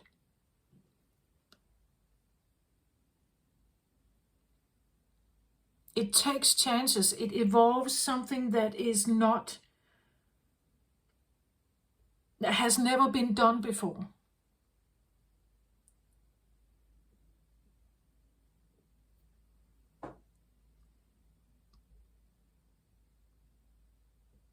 It crosses boundaries, right?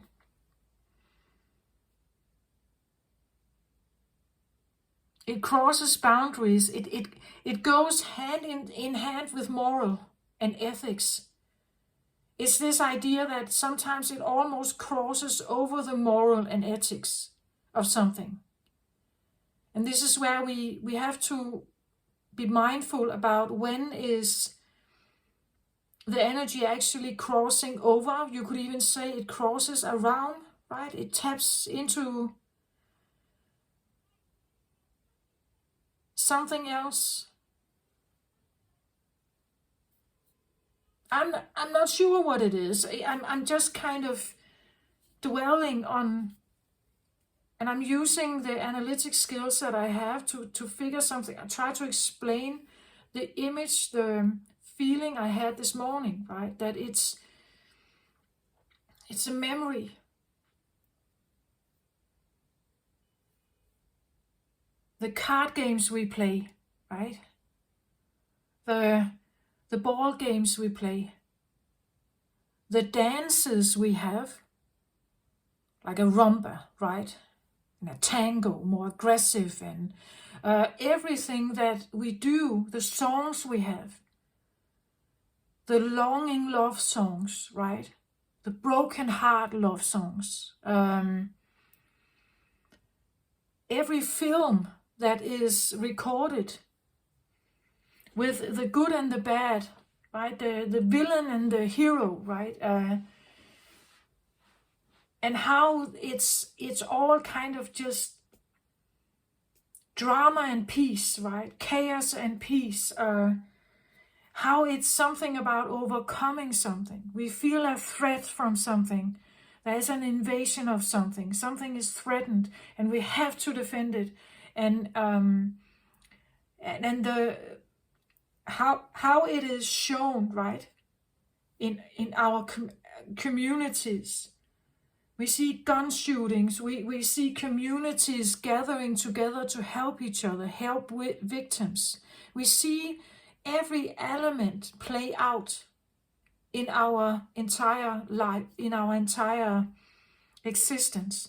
Everything is present, but I feel like it's just memories. Someone to revenge something, and they take some kind of actions, right? Someone to keep the peace, right? We have so many voices that all wants to have a say. And I represent one, you represent another. Your friend, your families maybe represent a different worldview. We all have these different worldviews, human views. But it's all part of a one bigger. It's just because the separation comes from the low vibration and the mistrust, that we don't trust in each other's truth. But when we can integrate love and trust, these energies may be able to work together. They may be able to actually, instead of keeping the distance from each other with the mistrust and the disbeliefs and the hurts from the past, the love and the openness and the trust will help them see each other's stories. It would help them heal with each other. And it will help them to see each other's strengths and weaknesses and not explore it, right? Not use it against each other. Because the love and the trust is there. The compassion, the care is there. Not war, not mistrust, not leaving others to die in the gutter. Not the revenge, not the egocentric, arrogant drive. It's not there. The light codes that come in, they are changing this in us. And each zodiac, I believe, is a memory. Cancer is supposed to be said to be the home, right? It represents the fourth house of home, family, closest family dynamics. And well, some homes, they function great, and others, they really don't. They are very dysfunctional. And I come from a home like that. On the surface, everything looked good. Underneath it all, there was drama, there was domination, control, there was a lot of masculine energy going on. Not any room for a psychic little Cancer like me. It's just,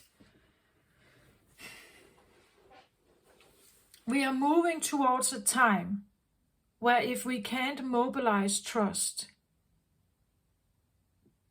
some will stay the same. They will stay the same in the human form. They will stay in the 3D dimension. They will not trust what comes in. They will not trust the psychic feelings they have. They will fear it. They will run away from it. They will hide it. I'm not saying it's easy. I say connect with the Godhead. Connect with the utmost beautiful feelings of love. This is the only thing you can trust. If it doesn't feel like that, what you may be experiencing, it probably isn't. Or at least your 3D dimensional body is not ready to incorporate this yet. It's still too fearful. There's too much baggage here. So the encounters, if they are psychic encounters, you may feel them as, it strikes you as fear. It strikes you as anxiety, as death strokes.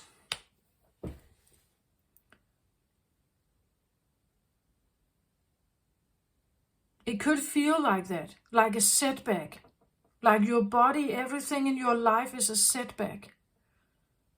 And it's because there's too much fear and anxiety here for you to, like your antenna is not able to pick up the signal right. Maybe you even have to attune your antenna and like send it towards something else, towards the Godhead, towards the, it's more than the sun. It's unconditional love and care. It's always available for us to choose it. We just have to go there. There are no rules here, no regulation. There are open arms. But you have to go willingly, you have to go voluntarily, you have to choose it voluntarily. It's inside you. It has to feel golden. Not in a like a sense of value of gold, but it has to feel that wow, right? It has to feel so like coming home, like a true homecoming. The embrace of the mother, right, or the embrace of the father. It has to be like that. That profound, that beautiful, that all loving. In whatever form that is for you, I'm not saying you need to trust in it, that it has to be Jesus or God or any. I'm not really into that. I just tap into this beautiful place inside yourself.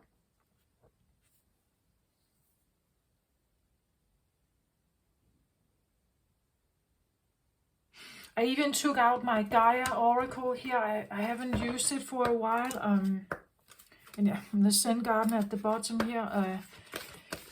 It's like, I haven't used it for a while, but today I really feel like the message is so much about us, our body as a home, the feeling of being at home in your body, being at peace, being connected, feeling no longing, right? The longing is gone. The incompleteness is gone. Attachment, hidden gift coming out here as just flyers, but I'm not taking them that literal. I want one card here, please. It's like you can go back, you can find the wholeness in you. And I feel like this is a time where she's asking us to do this. Close your wound chakras. Just use your perception, use your brain. Think the thoughts. I'm closing my wound chakras. I'm no longer leaking blood into the cosmos to attract denser energies, right? I care for me now. I care for my body, my bodily needs. I am purging what I need to purge. I am I'm getting rid of the 3D rucksack, you could say. I change with my body. When my body tells me it wants oranges, I buy oranges. If it wants a lot of water, you drink a lot of water. If it wants to rest, you try to rest as much as possible. If you feel like you have to isolate more from other people, maybe you need to take time to do that.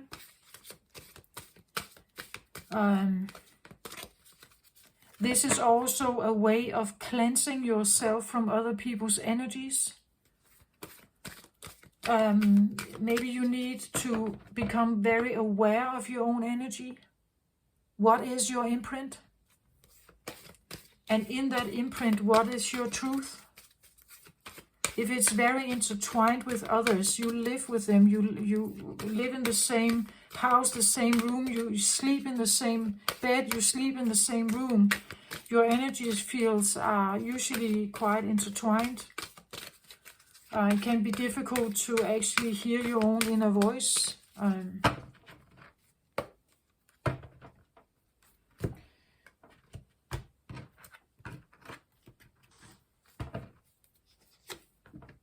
Harmony. That actually makes sense. Go for the harmony. Not where you want there to be harmony. Not where you have to do a lot of stuff to get the harmony. Seek places, people, flexibility, openness, where harmony is a part of the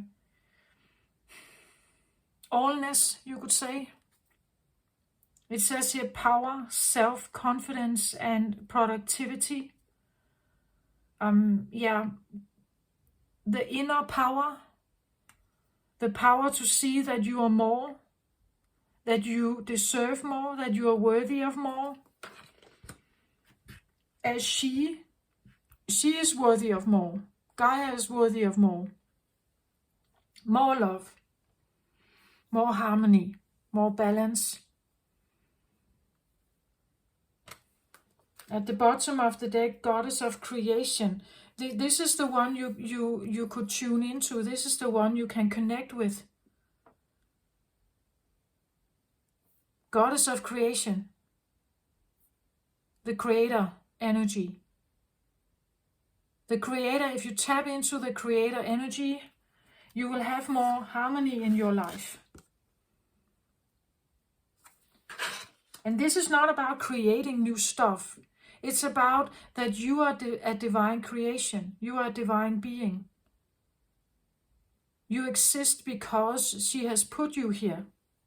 Your soul reflects something that she wanted to exist. She is the goddess of existence. It's a tapping in of the God and Godhead, goddess and God of creation,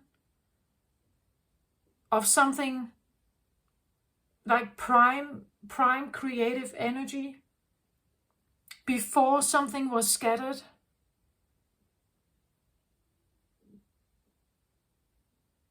And there has to be a harmony. This is how you figure it out.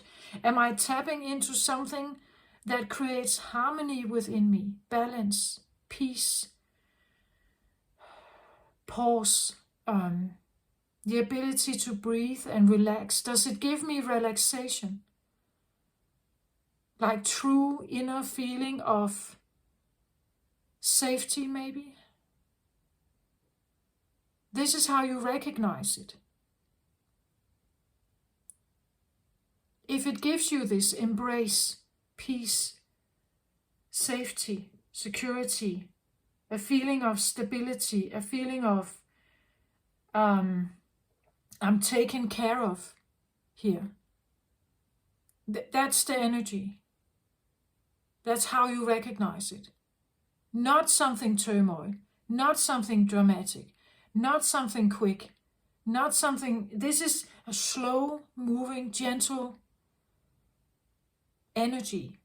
It opens its arm and it just flow to me if you want, right?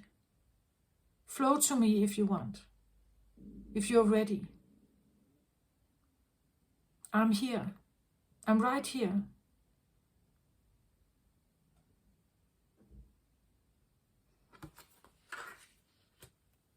But some of us are so tuned into this idea of hurt and suffering and pain, even self-sabotage and whatever, that we can't hear this voice. We can't hear it.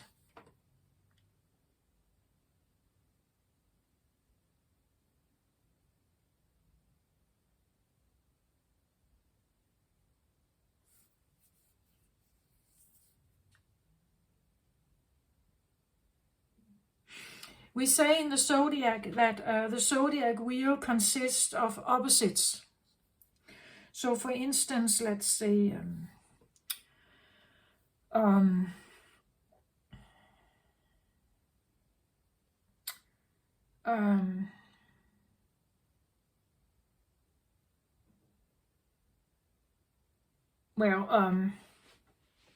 Ace of Aquarius, the opposite of Aquarius is Leo. Sometimes Aquarius and Leo can actually be drawn towards each other.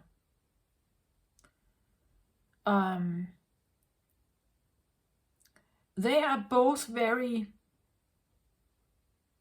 determined to somehow, or we could say they both want to rule, but in two different ways. One is very concerned about self-ruling and priming the egoic self-achievement, where the other one is sometimes, I want to say in a lower vibrational energy, tunes to the collective, the best of the family, on their own expense sometimes. In a higher vibrational state, I believe that both of them actually see each other better. Leo energy in a high vibrational state can be extremely spiritual. It knows it has a lot of power, but it's not necessarily yielding it. It's using its power to empower others.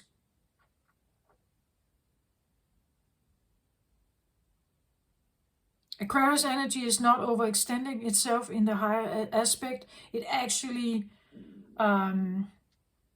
inspires with the creative, inventive, groundbreaking new ideas.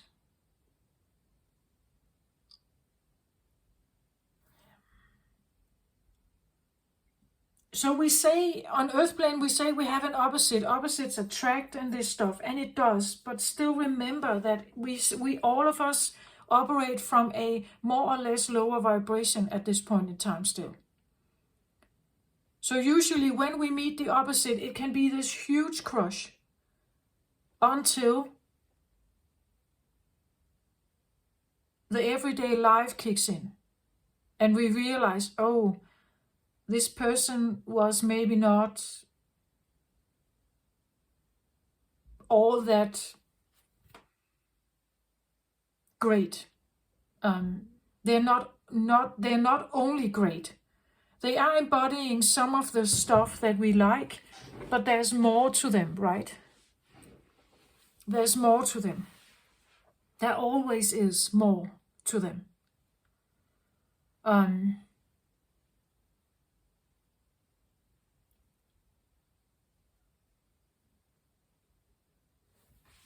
The next card at the bottom here, I get a lost love. I get surrender, healing, and release here. This talks about, again, she is not forcing anything here. The surrender is something you decide. You choose. Choose to trust it. Choose to believe that a high vibrational existence, even if it changes something, even if it changes the entire understanding about the human body, and we need to have light bodies, maybe even we need to become even lighter than that. For that to happen, we have to trust that this plan actually works. But it challenges the entire understanding about what life and existence is. In the human realm, the body is a proof of existence. If there is no physical form, there is no existence. That's not true. Every psychic person will tell you there's more to life than just what can be seen with a visible eye. Everyone who can tune into energy will tell you this. The physical form is also not maybe the physical form. Well, we can have ideals like a perfectly beautiful woman or a perfectly beautiful man. But why is it that the worship is always something that is not human?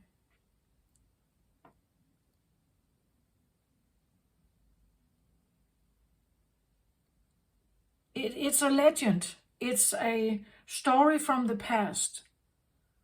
It's something delivered through time. It's a memory. It's a memory, right? That's what I believe. It's a memory within us. We all have a memory of something more, something bigger, something all loving, all... But for us to come closer to it, we have this memory of the lost love, right? But to get there and align ourselves with it, we have to surrender to the idea that the form we have now cannot align with it. It cannot align with it.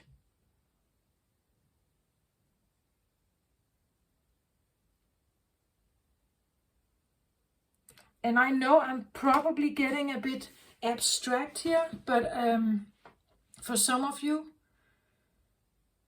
But I believe that this is what is going to happen.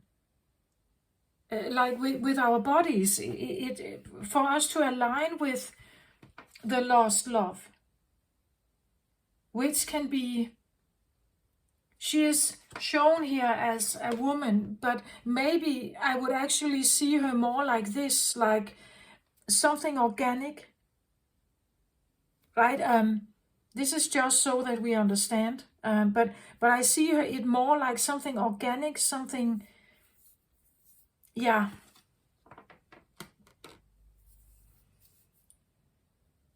Something that can shift and turn, and it's not dense, it's light, it's, yeah, it's untouchable, not touchable, it's not tangible.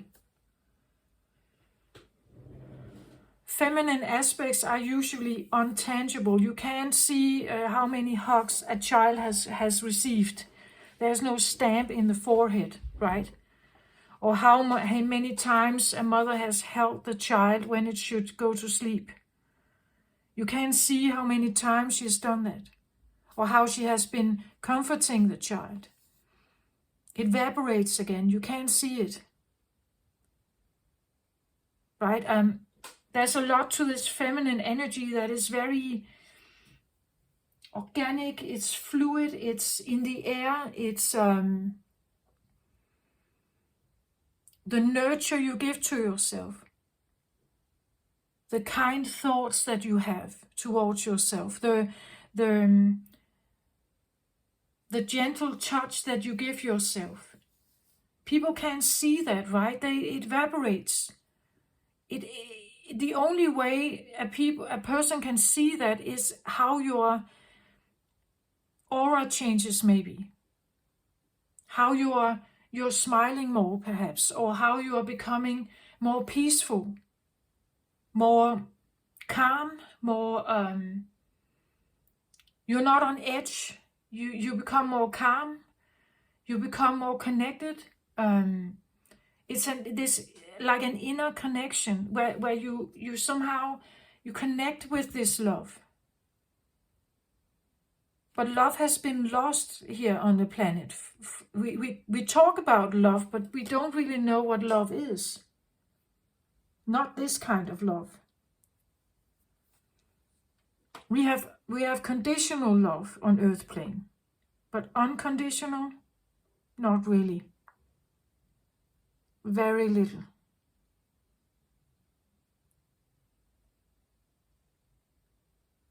Because it means, as I said, the God open arms say, I love you, no matter what you've done.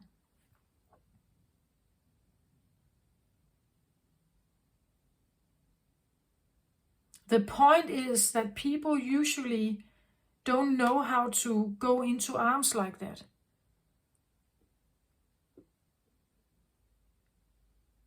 If we deep down don't feel worthy of that kind of love, we are not going there.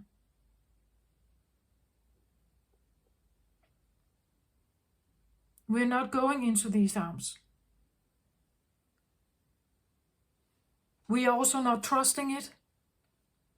We don't trust it. It could be a scam, right?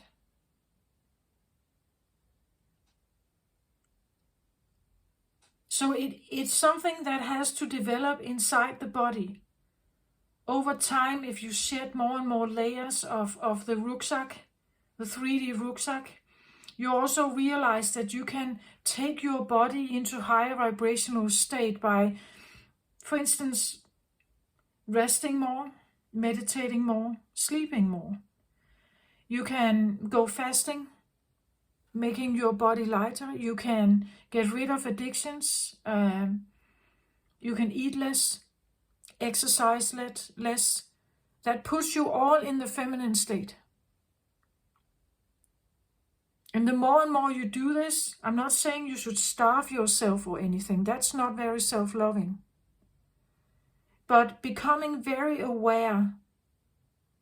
Because eventually the body is telling you, I'm not hungry. I'm tired. Okay, rest then. Even though your normal schedule would say, but I have to eat dinner now. Your body is saying, I'm not hungry, but I'm a bit tired. So could we rest maybe? And this is where you can, either you listen or you don't. If it's thirsty, if your body is thirsty, you drink. If it's hungry, eat. But maybe eat less portions.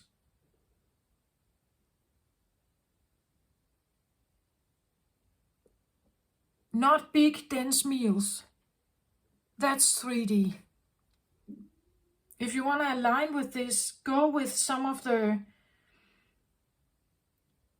cleanse your body, detox the body. not in an aggressive way, but try to be gentle with it. Do it maybe doing step by step.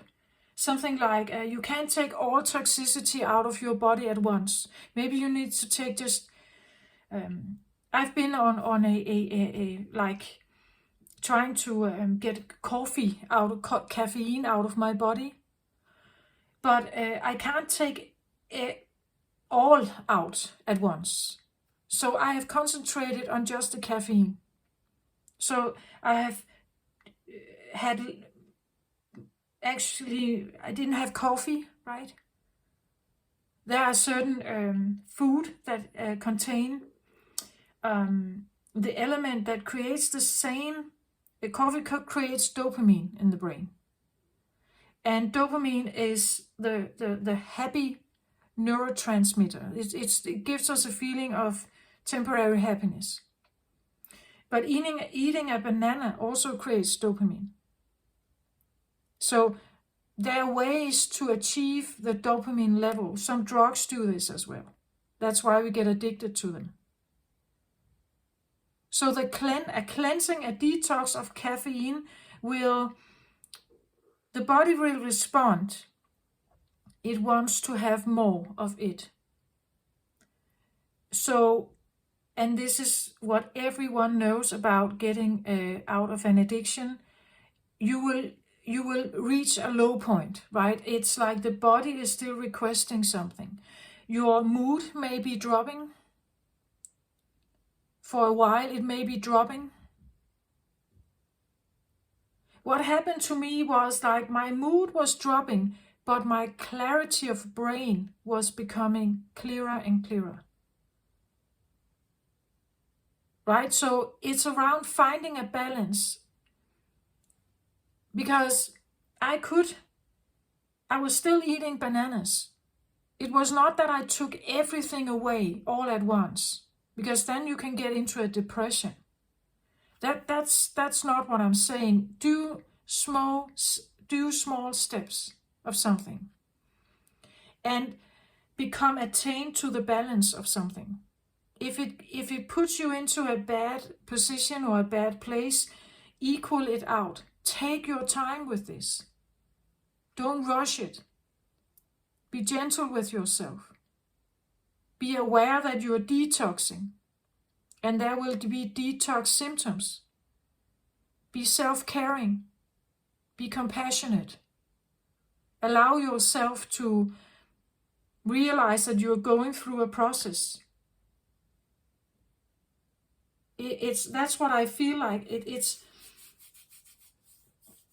And we all have different ways of dealing with this. A Leo will have one attempt. A Gemini will have another. A Scorpio will have a third one, right? And all this stuff will come up. The memories will come up from our body system. It will come up. Either help you, or maybe you need to overcome something in that process. It's all a shedding of layers.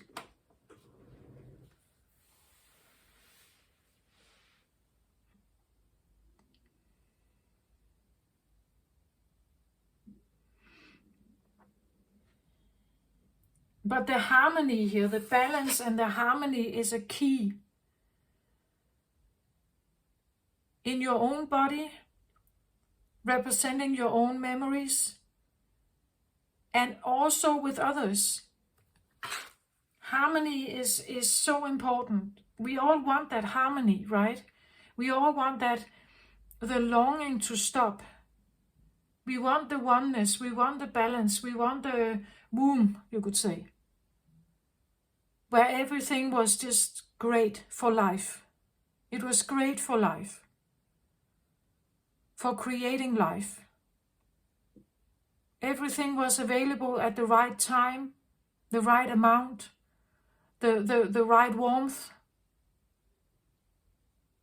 This is where a life can be created, where it's balanced, where it's calm, and we are in a time of realizing some of this.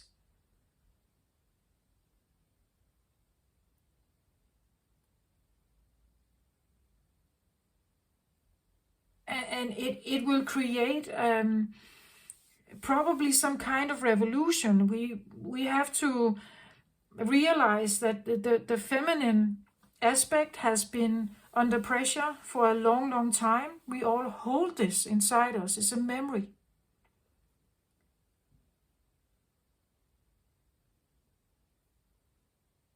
We know it. We know showing weakness can put us in a very difficult and dangerous situation. We all know this. It's a memory.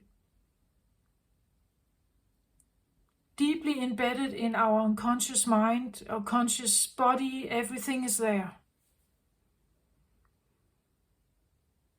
I even don't want to dig anymore. It still comes. I don't want to dig anymore. I don't want to go further in. But it still comes to me. From time to time, I get new stuff.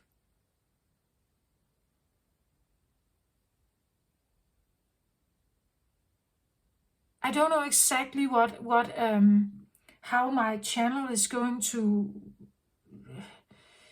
change. Maybe I feel like I should channel more or give these messages more. I feel like I'm opening sometimes up to a certain kind of knowledge that I should put it out there. And please just share it if you feel like it could help someone.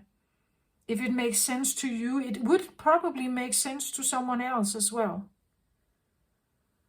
This is something that clings so true within me. In all my beingness, this rings true. That's why I share it. And it's just to help someone, right?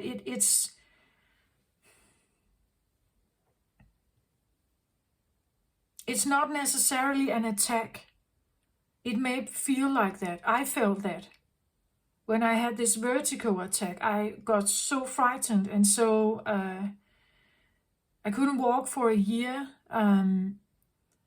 It put me in a place of being that I was so frightened of being there. I felt so worthless and scared and weak and in a very vulnerable position. I couldn't keep my job. And therefore it felt like a very strong hit for me.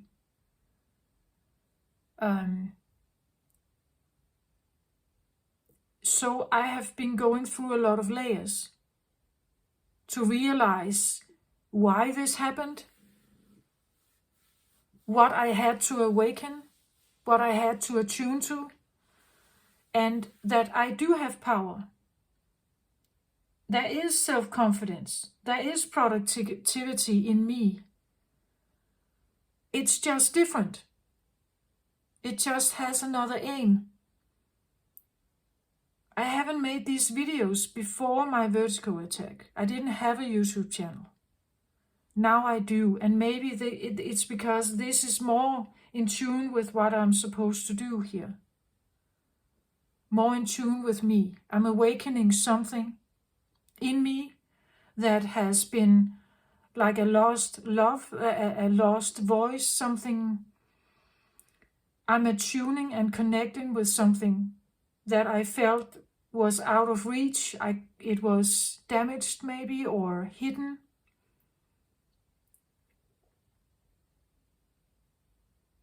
But the more and more I get into tune with this, the more I feel this inner connection. The more balance I feel. The more I can watch the world and I can see the imbalance. The more I can create my own Zen garden or womb or whatever you want to call it, the more I can concentrate on connecting with the goddess, the creator goddess, something inside me that feels right, that feels balanced, that feels harmonious. that opens its arm to me always. I just have to go there, or feel worthy and good enough to go there.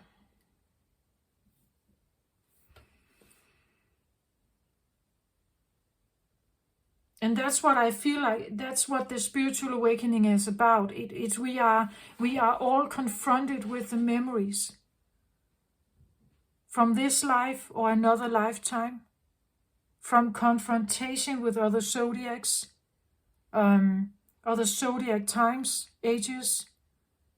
We all hold fears for something else that is different than your primal energy. We fear something else that may be bigger, stronger, or different. It's all about the becoming very authentic and real and accepting all parts of ourselves. Everything. Because we are part of everything. We are part of the other zodiacs as well, or people that represent the other zodiacs. They have part of your zodiac in you as well. It's all just memories. Where memories, where certain narratives have been prevailing or have been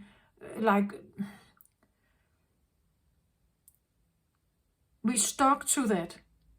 Earth has been predominated by narratives.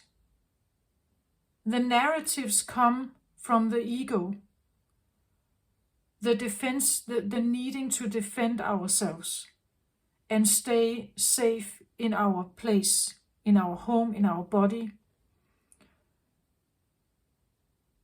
When we feel a threat, we create something that can help us. We disappear, we flee the scene, we freeze, we attack, we do something.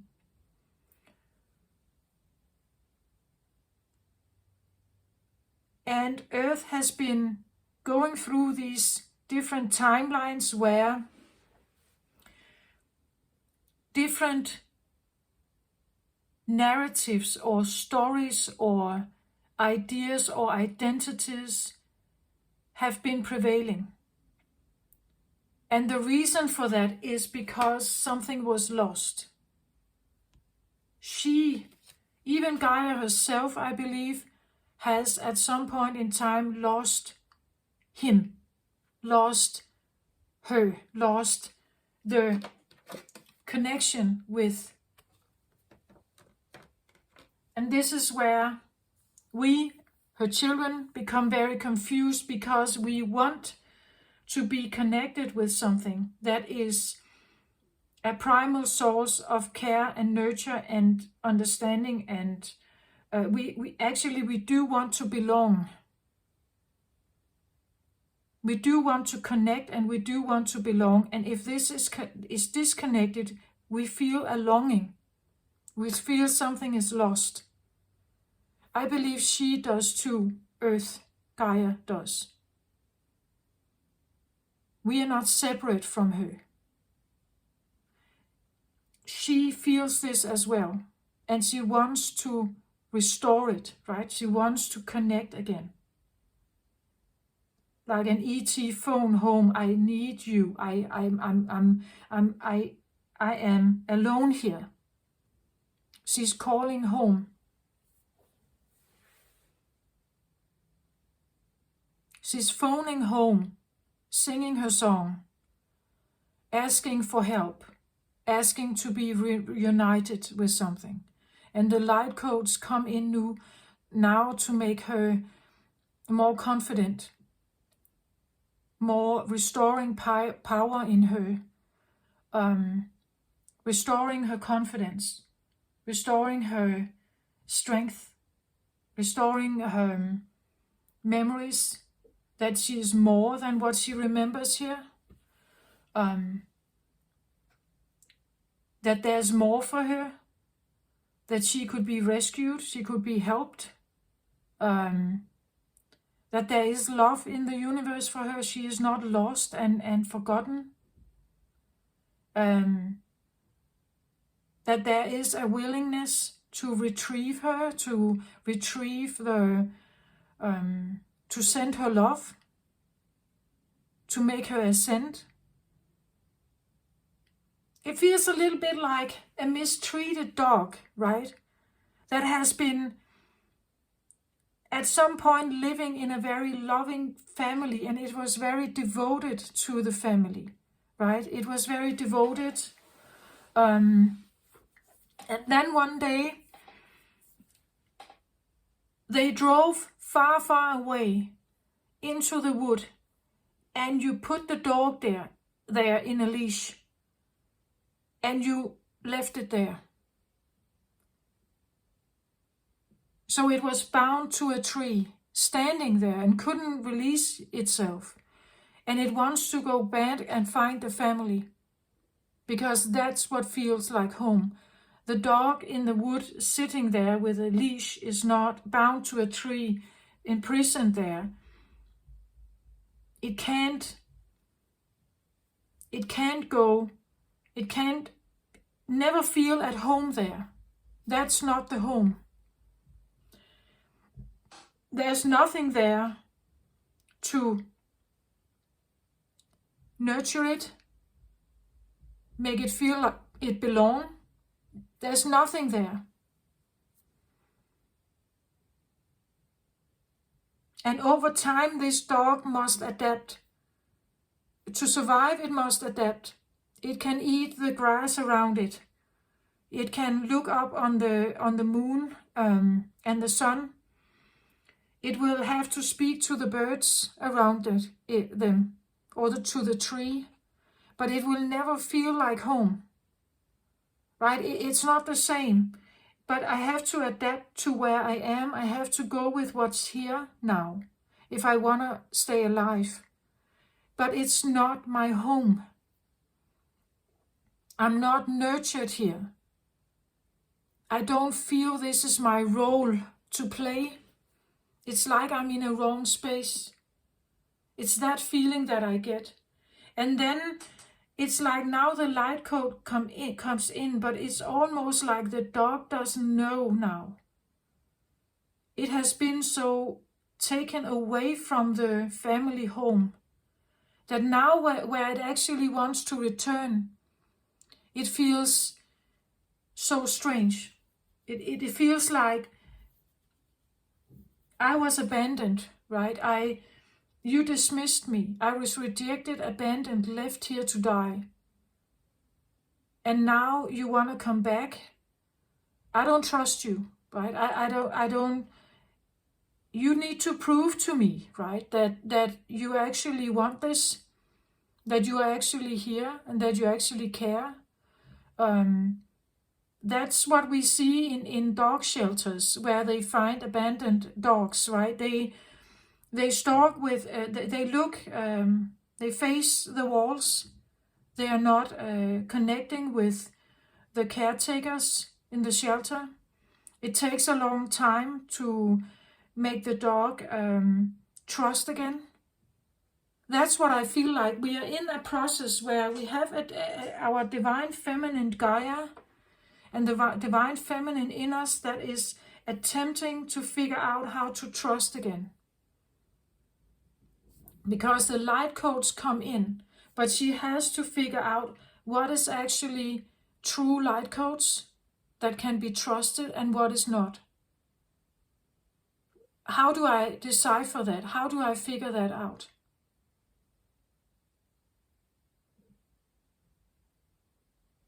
Right? It's the feeling that I want to return to my home. I want to return to the loving home, my family.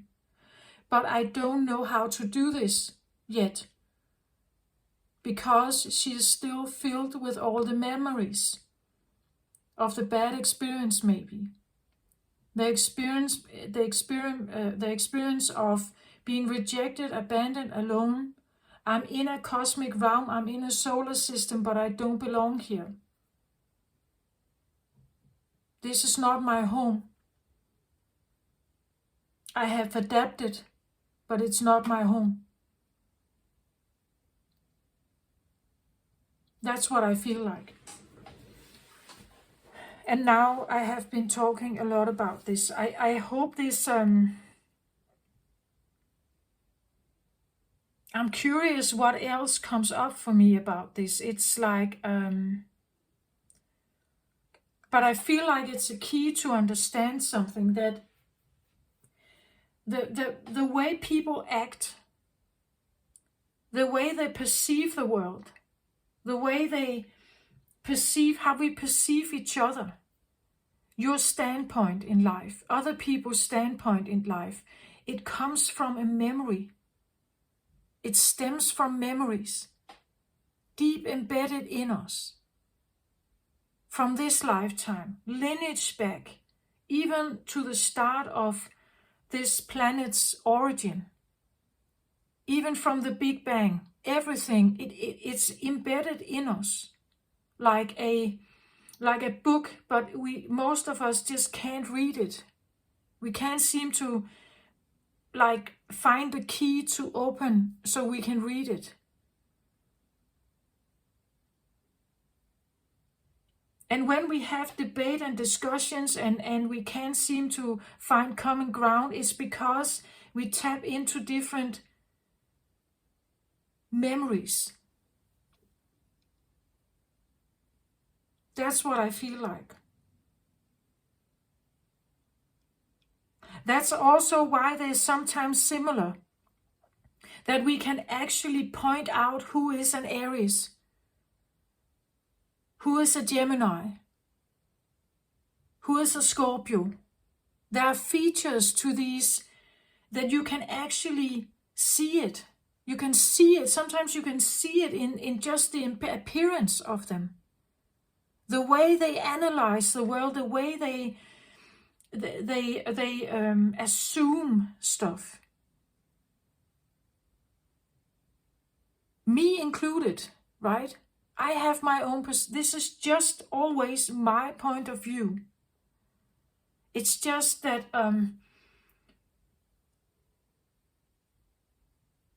to get the love back, the unconditional love, the appreciation of everything,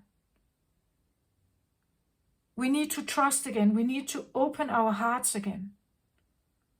And the light codes come in to help us do this, but it may not feel great,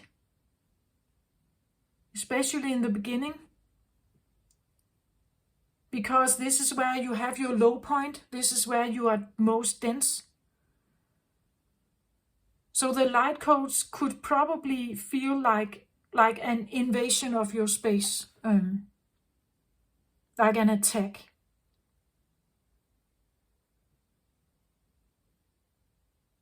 Just saying. Okay, I feel like this is what I have for you now. I should stop this video. I hope this, for those of you who have been following me and listening to my videos, I assume this will make sense. For others, maybe not. I'm trying to explain it as well as I can. Please take very good care of yourself out there in these times. If you are Scorpio and you have felt this feeling of like a threat, could be these meteor showers, please look it up. Become more aware that that it could influence you if you feel like you really tap into energies like that. It surprised me. I didn't know what it was. But then I was guided to look on something specific on my social media, and I was suddenly led to a site where there was this mention of these meteor showers. And I just, what? But it actually explained exactly what I felt that night. How unsettling it felt. And how Scorpio links with the death card, this extinction card, this death punch. That made all sense for me.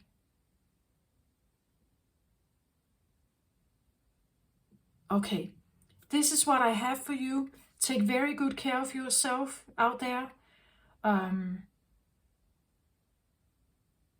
I hope you will share this, comment, or let me know what you think.